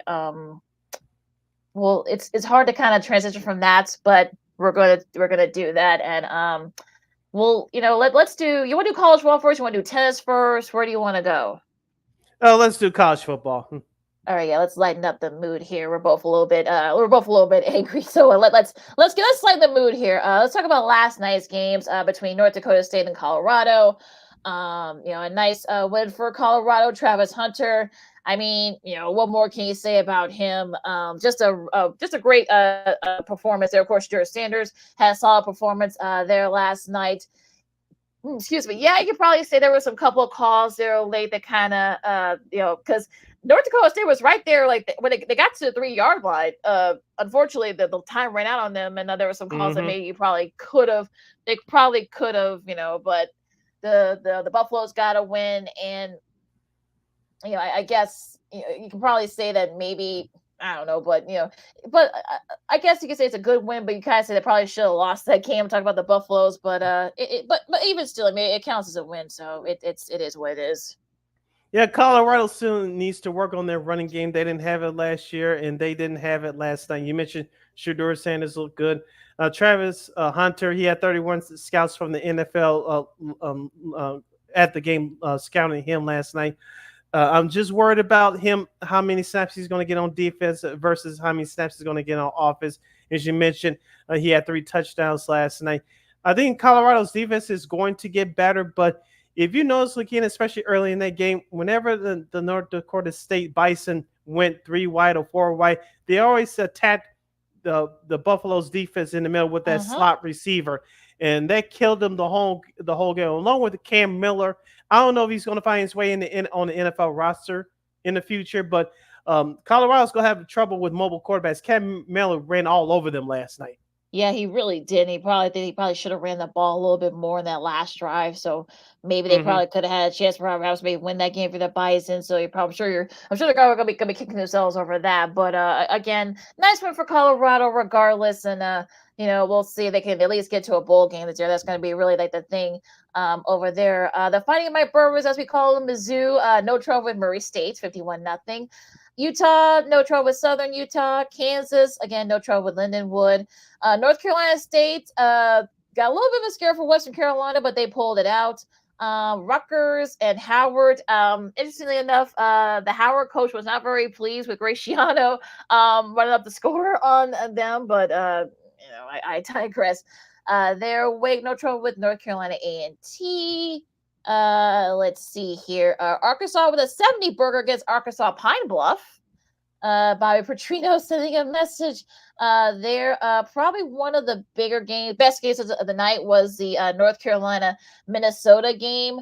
1917, the final there. Mac Brown's guys escape the Twin Cities with the win. Unfortunately, it was a missed kick as time expired that did Minnesota in. I know they were out there running back, their star running back Darius Taylor, but even still, I mean, they had their shot to win that game. Probably should have been a little bit closer, perhaps. But again, I digress. But a nice win for Mac Brown, and we'll see if Minnesota can bounce back. Because that was going to be, like everybody did, rest except for the Big Ten Network on Monday. That's going to be the thing, is to see whether or not Minnesota. Hopefully, it's not a snapshot of what's to come for the Golden Gophers. Yeah, that's one. Even against a great opponent in North Carolina, you cannot waste your opportunities to win games at home, and that's what happened to the Golden Gophers last night. I want to give props to the University of Illinois. They won their game last night, and shout out to our good buddy, Chicago's very own and friend of the show, Miss Kylan Mills, making her Big Ten football debut on the sideline. She did a great job last night. She did. Got a chance to watch some of it on social media. She was great. Hope we can get her back on the program as down the road. But she did a great job last night and called the whole town win.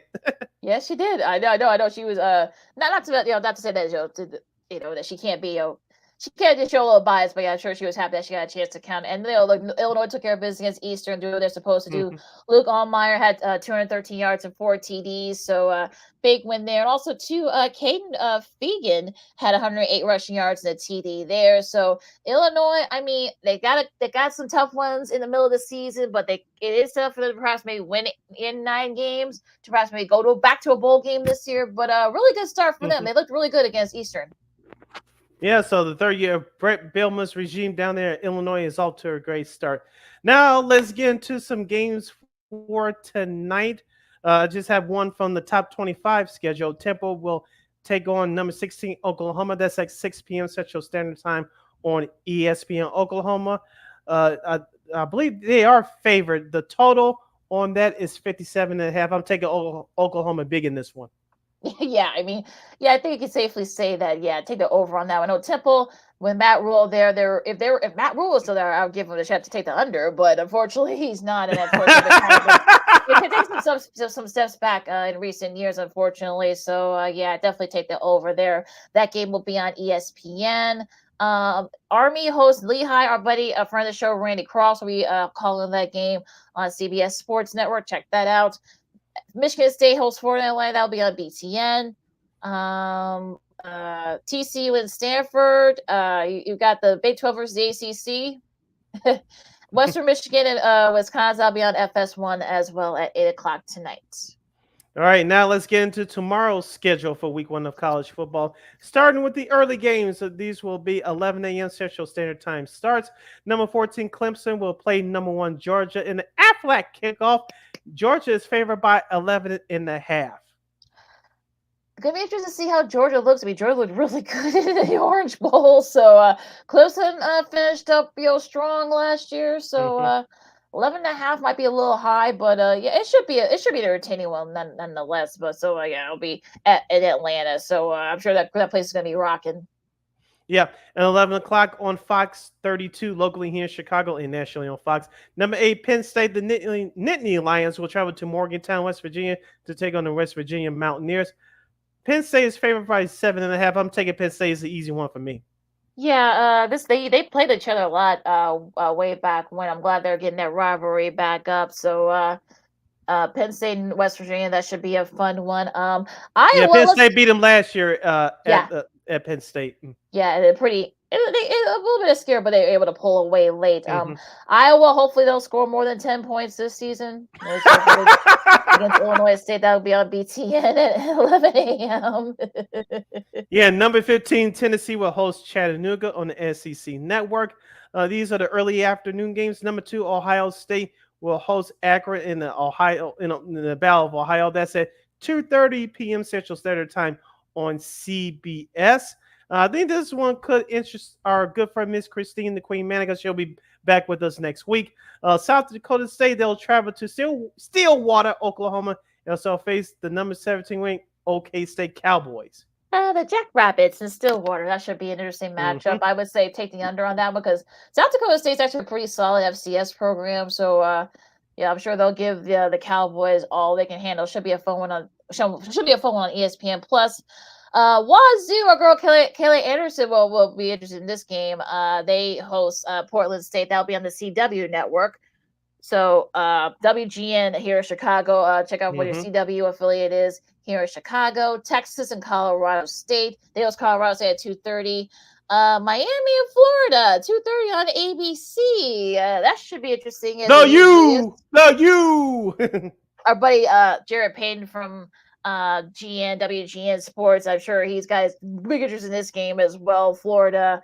We'll see if Florida can make a go at it. I don't know. We'll see how Miami looks. So that should be an interesting game there. 2:30 on the big Fox Network. We got Nebraska and their freshman quarterback facing UTEP at 2:30. Northwestern and Miami of Ohio on BTN at the same time at 2:30. Northwestern will be interesting to see what happens here. They're gonna that's gonna be interesting because remember they're gonna be playing at their temp home in Evanston, so that'll be interesting to see how that works. Northern Illinois and Western Illinois, that'll be on ESPN Plus also at 3. Let me see, go down here. Let's see here. Later after we're going to like the late afternoon, early evening games. Big one here. Idaho and Oregon. That's the BTN. Yeah, Big Ten Network. Go figure with Oregon now. That'll be at 6:30. Probably one of the big games of this weekend. You got Texas A&M hosting Notre Dame. That's another game that'll interest our girl Christine. That'll be on ABC and ESPN Plus. That should be a fun one. Yeah, so at 6 o'clock on ESPN tomorrow, Western Kentucky will, the Hilltoppers will travel to Tuscaloosa, Alabama to take on the number 5 ranked Crimson Tide. And no more Nick Saban down there on the sidelines anymore. So the new era of Alabama football has arrived. They're favored by 31.5. I would say take the over in that. You mentioned about Idaho and Oregon. Number 18, Kansas State will host University of Texas Martin at Manhattan, Kansas. That's on ESPN Plus at 6. Of course, number 9 Michigan in the Big House. They'll open up their season against Fresno State. That's at 6:30 p.m. on NBC/Peacock. So the defending national champions will be favored at home by 21 points. And at 9:30 on ESPN, number 21 Arizona will host New Mexico from Arizona Stadium in Tucson. And that is so interesting by Antwan Staley, because he loves Hawaii football. Well, guess what, Twan? You get to watch Hawaii football before 7 o'clock. It'll be at 6:30. They host UCLA on CBS. You too. Yeah, right. Yeah, I mean, I love watching the Hawaii games. There's something about the in the Big Island, them watching a football game. That's great. That'll be at 6:30 on CBS and streaming on Paramount Plus. Southern Illinois and BYU. That'll be on ESPN Plus. Let's see here. I think you got pretty much all of the games of note here. We go into Sunday's games. You got USC and LSU at 6:30 on ABC. That should be a fun one. And on Monday, you got Florida State hoping to bounce back from that tough loss to Georgia Tech. They host Boston College at 6:30 on ESPN Labor Day night. I want to go back to the primetime games for the second for Sunday and Monday. First, for the LSU USC game, I think both coaches should be on high alert. We talked about it with our buddy Dave Revson with Lincoln Riley on our last show this past Monday. I think Lincoln Riley and USC is on high alert. I know they have Mason Miller as a quarterback now, but I think USC is going to get a rude awakening of being welcomed into the Big Ten. But I think more pressure on this game will go to Brian Kelly. Here's why. You come from a program of Notre Dame, you build it back up and continue to be in that contention window for the college football playoff. LSU, he's had success, but not to the degree that many of their fan base down there wants it. Jane Daniels is in the NFL now, so I think more pressure is on Brian Kelly, even though it's on a neutral site in Las Vegas. I think more pressure is on Brian Kelly and for the LSU Tigers to get this game in. Yeah, that's going to be tough, especially what happened last year against Florida State. So they definitely need to, especially if they wanted a chance to get to the playoff, they're going to have to, get this win there. And it'll be interesting to see how USC does. Cause I think it's been a while since they're going to be playing this game in Vegas. So you got to wonder, I'm sure the crowd's going to be split down the middle. So they're going to be playing at Allegiant Stadium where the Raiders play, and that's going to be interesting to see what happens with that. Now, of course, a couple of late games from Saturday. You got Arizona hosting New Mexico. That's at 9:30 on ESPN tomorrow. And also, too, as of Dave Russ from the Big Ten Network said, they're going to be up pretty late. This Washington game, they host Weaver, say it's going to be at 10 o'clock at night. So I hope he has a lot of. I hope he and his buddies have a lot of coffee in hand. Yeah. And I want to touch on that Boston College or Florida State game for Monday. Florida State, they lost last week overseas. I think Boston College will be in for a rude awakening. I know Florida State's at home. They're favored by 16.5. I know they got their FSU has that old quarterback from Clemson. I cannot pronounce his name to save my life. I know I'll do it at some point. DJ. Well, I'll do it at some point this year. Yeah, I'll do it at some point this year. But Florida State has too much talent, especially on offense with Roy Dale Williams and Jahaki Douglas. I think they're going to explode and have a big game. Should be a fun matchup. We'll see if Florida State can bounce back after that. They do get an extra day to kind of recover from that travels to Ireland. So we'll see how they do there. That's your schedule for the official opening weekend of college football. As you can see, sports on Chicago, Lakina McGee, Cindy Brown with you now. Coco Gauff, of course. Let's go to the Flushing Meadows of the U.S. Open. Coco Gauff, of course, she won her. I think that's her second round match. And I think it's a third round match, I should say. And I see Ben Shelton and Francis Tiafoe are playing each other right now. That's right now, yeah. On ESPN. Hopefully Tiafoe can pull through. I'm hoping. Yeah. Well, Shelton, remember he got all the way to the semifinals last year, so that should be a fun match. That could very well end up going 5 sets. And of course, ESPN has extended their contract with the U.S. Open, so they're going to be doing this another I think 10 more years, another 10-year deal. 12 more years. Oh yeah, thank you. 12 more years. I wasn't sure about the length, but yeah, it's been a nice, good invest for them. Get to see live tennis, and one of the things is that they're actually going to have a prime time final, so that's pretty cool there for the men's final. That's one of the cool things there. Now, fortunately, depending on how you look at it, Carlos Alcaraz got upset by a rising Dutch player last night. So that opens the door for guys like Djokovic and guys like whoever wins that Tiafoe and Sheldon match. So that, and I think Taylor Fitzgerald, I think also advanced. So I think he was in that part of the draw. So that might open the door up for him. So who knows? Yeah, hopefully Tiafoe, as I mentioned, can pull this through in with this match today. And as we were broadcasting our last segment, I had kept my eye on Coco Gauff, and she had no problems winning her set today. So hopefully, I know she didn't look good in her last big major tournament. So usually, the U.S. Open, you see the best stars shine, and hopefully she can continue that streak here in this tournament. Yeah, she can feed off that crowd. I can tell that they're really definitely on her side. So hopefully she can feed off that and maybe win another major. So that should be a fun one. Here, of course, you got Ida Swartz. Of course, you got to deal with her too. So should be interesting. U.S. Open there. Of course, you got the Tour Championship in golf going on. Scotty Scheffler, I think he's up by like 12. No, he's not. But I haven't checked yet. Last time, yeah, he's up by 6 over Xander Schauffele. So unless he totally collapses, which I don't think he shouldn't, but he'll definitely end up winning the $10 million annuity bonus. So just it'll be definitely a big capital, a big year for him. Yep. Now some sports media news for you as we wrap up the show. The NFL Network has announced their TV crews because they're going to have 7 exclusive games this year, including the Bears-Jaguars game in October for the international series. Rich Eisen leads this list. Former Fox Sports host Chris Rose will be calling a couple of those games. Of course, their sideline reports will be Jamie Erdahl, Stacey Dales, and Steve Weish. Good list. Good, look, good group of people, and like you said, they're going to be doing a lot of the international series games, a lot of them. So you gotta, like you said, it's going to be on NFL Network exclusively. So of course they will have their guys there, and should be of course those are great analysts too. So but should be a fun crew with the NFL Network. Now, speaking of the NFL Network, I guess the Tom Brady rules. I guess should he become a part-time owner of the Raiders, I guess he can't really do a lot of the prep work and stuff. I guess they put in that rule. I guess the owners vote to kind of put in that rule in.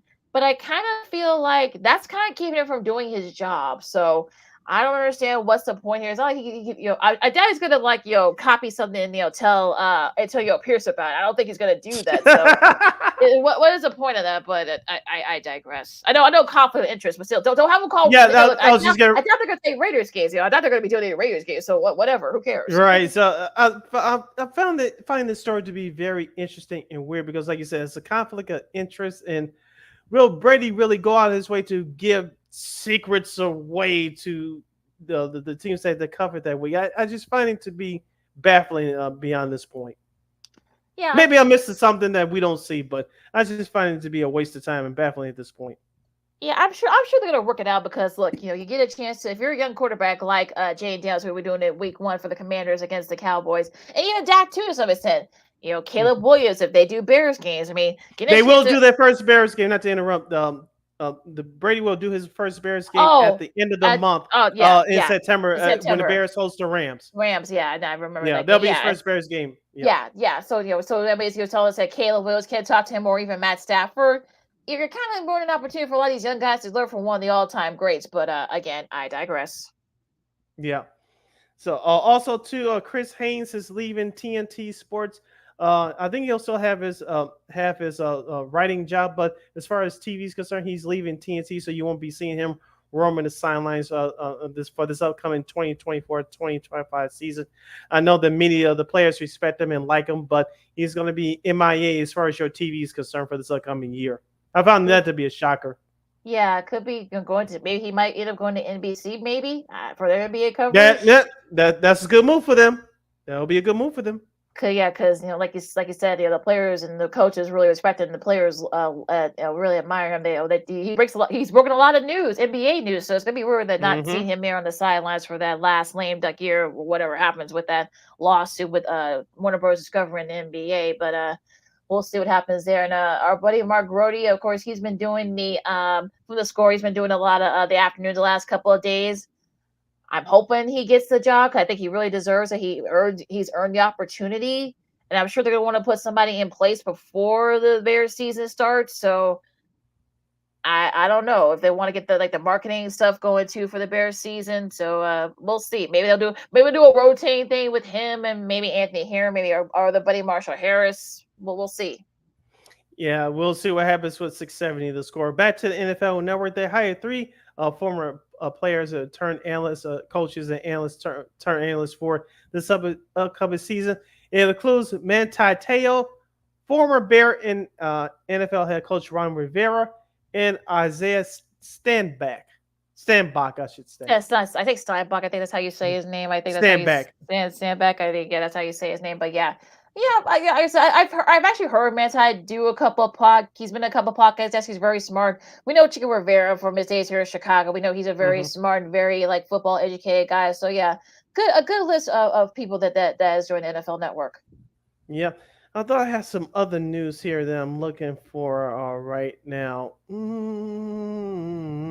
doing this live, folks, so excuse the not so pregnant pause. Oh, here we go. For those of you who are in the New York City tri-state area, yes, in MSG Networks to launch the Gotham Sports app to air games of 6 of the New York sports teams. I think this is a great idea only because we talked about this before, Lakina, with the whole Bally Sports Diamond Sports situation, that a lot of people are cutting the cord, and many folks, streaming is the way to go. It's an option, not the option, but it's an option, and people are cutting the cord, and people just want to pay for what they actually want to watch instead of paying for 500 channels, which 450 of them that we don't watch. And so I think this is a great idea with the Yes Network and the MSG Network. For those of you that in New York, for that sports fans, you can watch the sports all year round. You don't have to pay extra service for extra channels.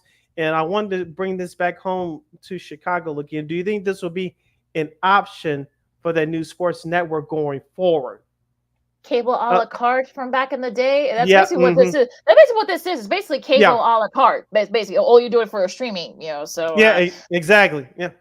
Yeah, and I think that could be an option there, especially if they want more people to tune in. Look, we know that the Bulls are good. The Bulls are going to be very good by the time, thankfully the Sox will be over. So season will be over by the time, see NBC Sports Chicago sees operations. We'll see where the Blackhawks are. I know they got a lot of national games on ESPN and TNT this upcoming season. So I think if you want to get more eyeballs, that would be a good option. I think Marquee Sports does it too, to an extent. But I think this would be a good way to get access to those local teams and whatnot. I think they're going to be doing some of the Rangers games as well, going to be on there.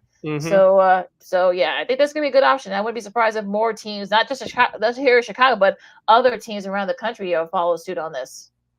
Yeah, and like I said, with that new network, the Chicago Sports Network, to debut on October 1st.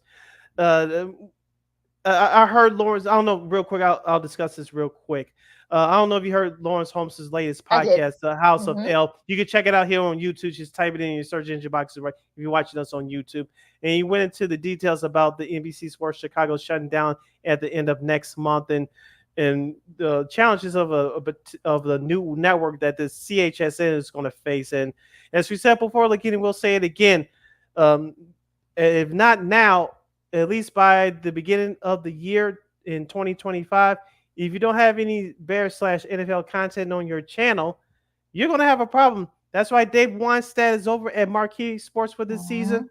And I forgot who the other, Robbie Gold. Because I guarantee you, if that new sports network had Bears/NFL content ready to go, both those gentlemen I just mentioned would have been on that new network. But if you don't have any NFL/Bears content, at least by the beginning of next year, especially whether the Bears make the playoffs or not, you're going to be in trouble. Because you got to get people going. You got to get people engaged. Like you say, you can only show those Blackhawks Stanley Cups. You can only show those Bulls 6 championships or the 05 White Sox. I know the 20th anniversary is coming up next year, and of course other various moments over the years for that. You can only show it for so long. And I know Marquee, had to find out the hard way. Now they're showing the Chicago Sky and some college hoops and college football as well. So they've got, like I said, they got people who have experience running those types of type of channels. Hopefully, like you said, maybe before the end of the year, maybe they'll put in some Bears content. Maybe they'll have a Bears pre and post or whatever, just to kind of get people engaged, because you got to have that. You can't. It's a Bears town, folks. You got to have, if you want to.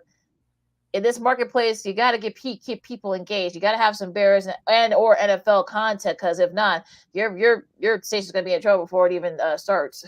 Yeah. So, like I said, check out Lawrence Holmes' House of L podcast, and wherever you get your podcasts, you can check it out right here on YouTube. Just type in House of L podcast. He really gives a hashtag masterclass on about the new network and about the history of NBC Sports Chicago. So go check it out. Getting back to hockey, Lakina, another team is leaving Bally Sports for a free digital service, and that's the Anaheim Mighty Ducks. I know they've been terrible for the last couple of years, but they're another team that has decided to leave the Bally Sports regional sports network. Yeah, so that's and I think, like I said, we would say like the other sports, the a la carte or direct to consumer type. I think that's going to be the new trend here. So we're just see what happens if more teams follow suit. I guess to be continued, as they say, especially with the hockey season coming up in a little over a month from now. Yep. And one more piece of sports media news. This may interest you, Lakina. The ESPN company is making 30 for 30 about the New York Sack Exchange.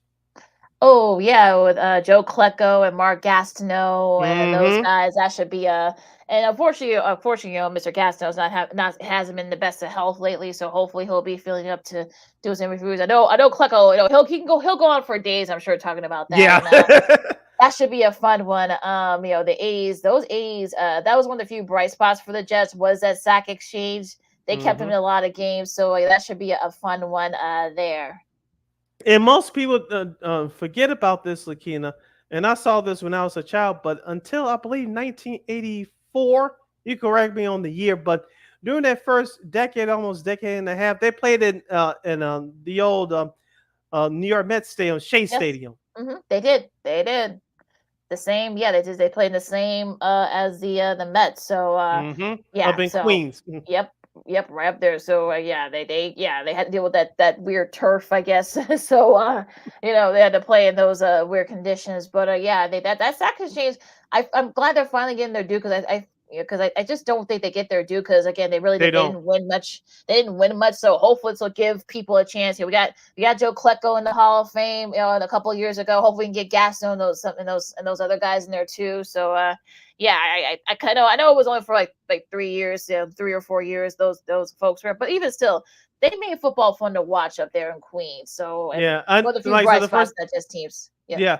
The first time I heard of Mark Gastineau's name was when Michael Strahan, now Hall of Famer in Fox NFL Sunday, he broke his single season sack record in 2001. Of course, that was funny how Favre just laid down for Strahan. Yeah. But I digress. But yeah, like you said, and look into that into those teams. I say after that, like you said, they don't get that just due because the Jets weren't winning anything back then. The only thing they were known for before then was Joe Namath living in the Super Bowl III, and that was back in 1969. Yeah, that was about 15 years before that. So 15, 16 years before that. So so I'm glad they're getting to showcase. I'm glad they're going to do. I think all of them are all of them still alive. I'm not sure. I think they all are still alive, but I'm sure they'll hopefully they'll have all of them together, and they'll be able to tell stories. That should be a fun 30 for 30 coming up. Yes, I'm definitely looking forward to that. And I'm definitely looking forward to this long weekend. I think everyone is. So with that said, you follow my Kid McKee on the Twitter, X, and Kid on the IG. You can follow your Shirley City Brown on the Twitter, X, and the IG at SidKid80. Once again, it's SidKid80. That's SIDKID80. SIDKID80. Be sure to download that Sports Zone Chicago app wherever you get your apps. Follow Sports Zone Chicago on all social media platforms on Facebook, Twitter, X, Instagram, and YouTube. Please subscribe to our podcast. We are located at War Media Podcast. That's WARR Media, PODCASTS. We are on all podcast platforms, including the iHeartRadio app. You give War Media a follow at WARR Media on all social media platforms. And thank you very much in advance for your support. Like, share, subscribe, and tell your friends. Be sure to catch Second City Sports live in living color every Monday, every Friday, except for this Monday, from noon to 2 p.m. Central Standard Time, exclusively on Sports Zone Chicago. One more time, as Lakina would say, Be sure to catch Second City Sports live in living color every Monday, except for this Monday, and every Friday from noon to 2 p.m. Central Standard Time, right here on Sports Zone Chicago. And of course, we want to thank our buddy Antwan Staley from the New York Daily News, Jets reporter and columnist, for joining us talking AFC East and the Jets.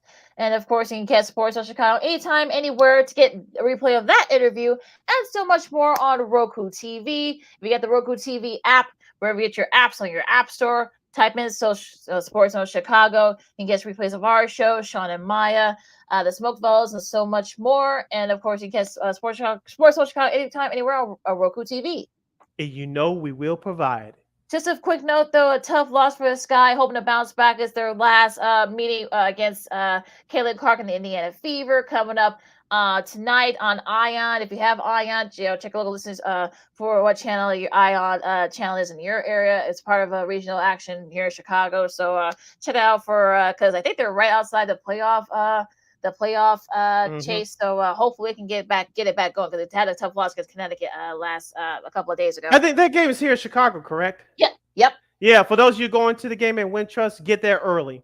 Yeah, it's super early. I'm sure it's going to be packed there. So enjoy that game. Enjoy all the sports. NBA. Listen to me. Baseball, all the baseball, the golf, the U.S. Open, and so much more. Enjoy it. Shout out to all of our labor and union folks celebrating Labor Day. We're thinking about you guys. You guys are amazing. You guys deserve everything. So celebrate them. If you know someone, or if you're in a union, or if someone you know is in a union, thank them. Yes, and I know you're going to enjoy the college football, because this is a special weekend for you. I get to watch a Hawaii game before 10 o'clock. Yay! Yeah. I'm excited. That should be a good one between them and UCLA. So enjoy all the sports during the weekend. Be safe out there. Don't do anything stupid. Please don't do anything stupid this Labor Day weekend. So for Sid, I'm the Kansas City Second City Sports on Sports on Chicago, and we'll see you guys Wednesday.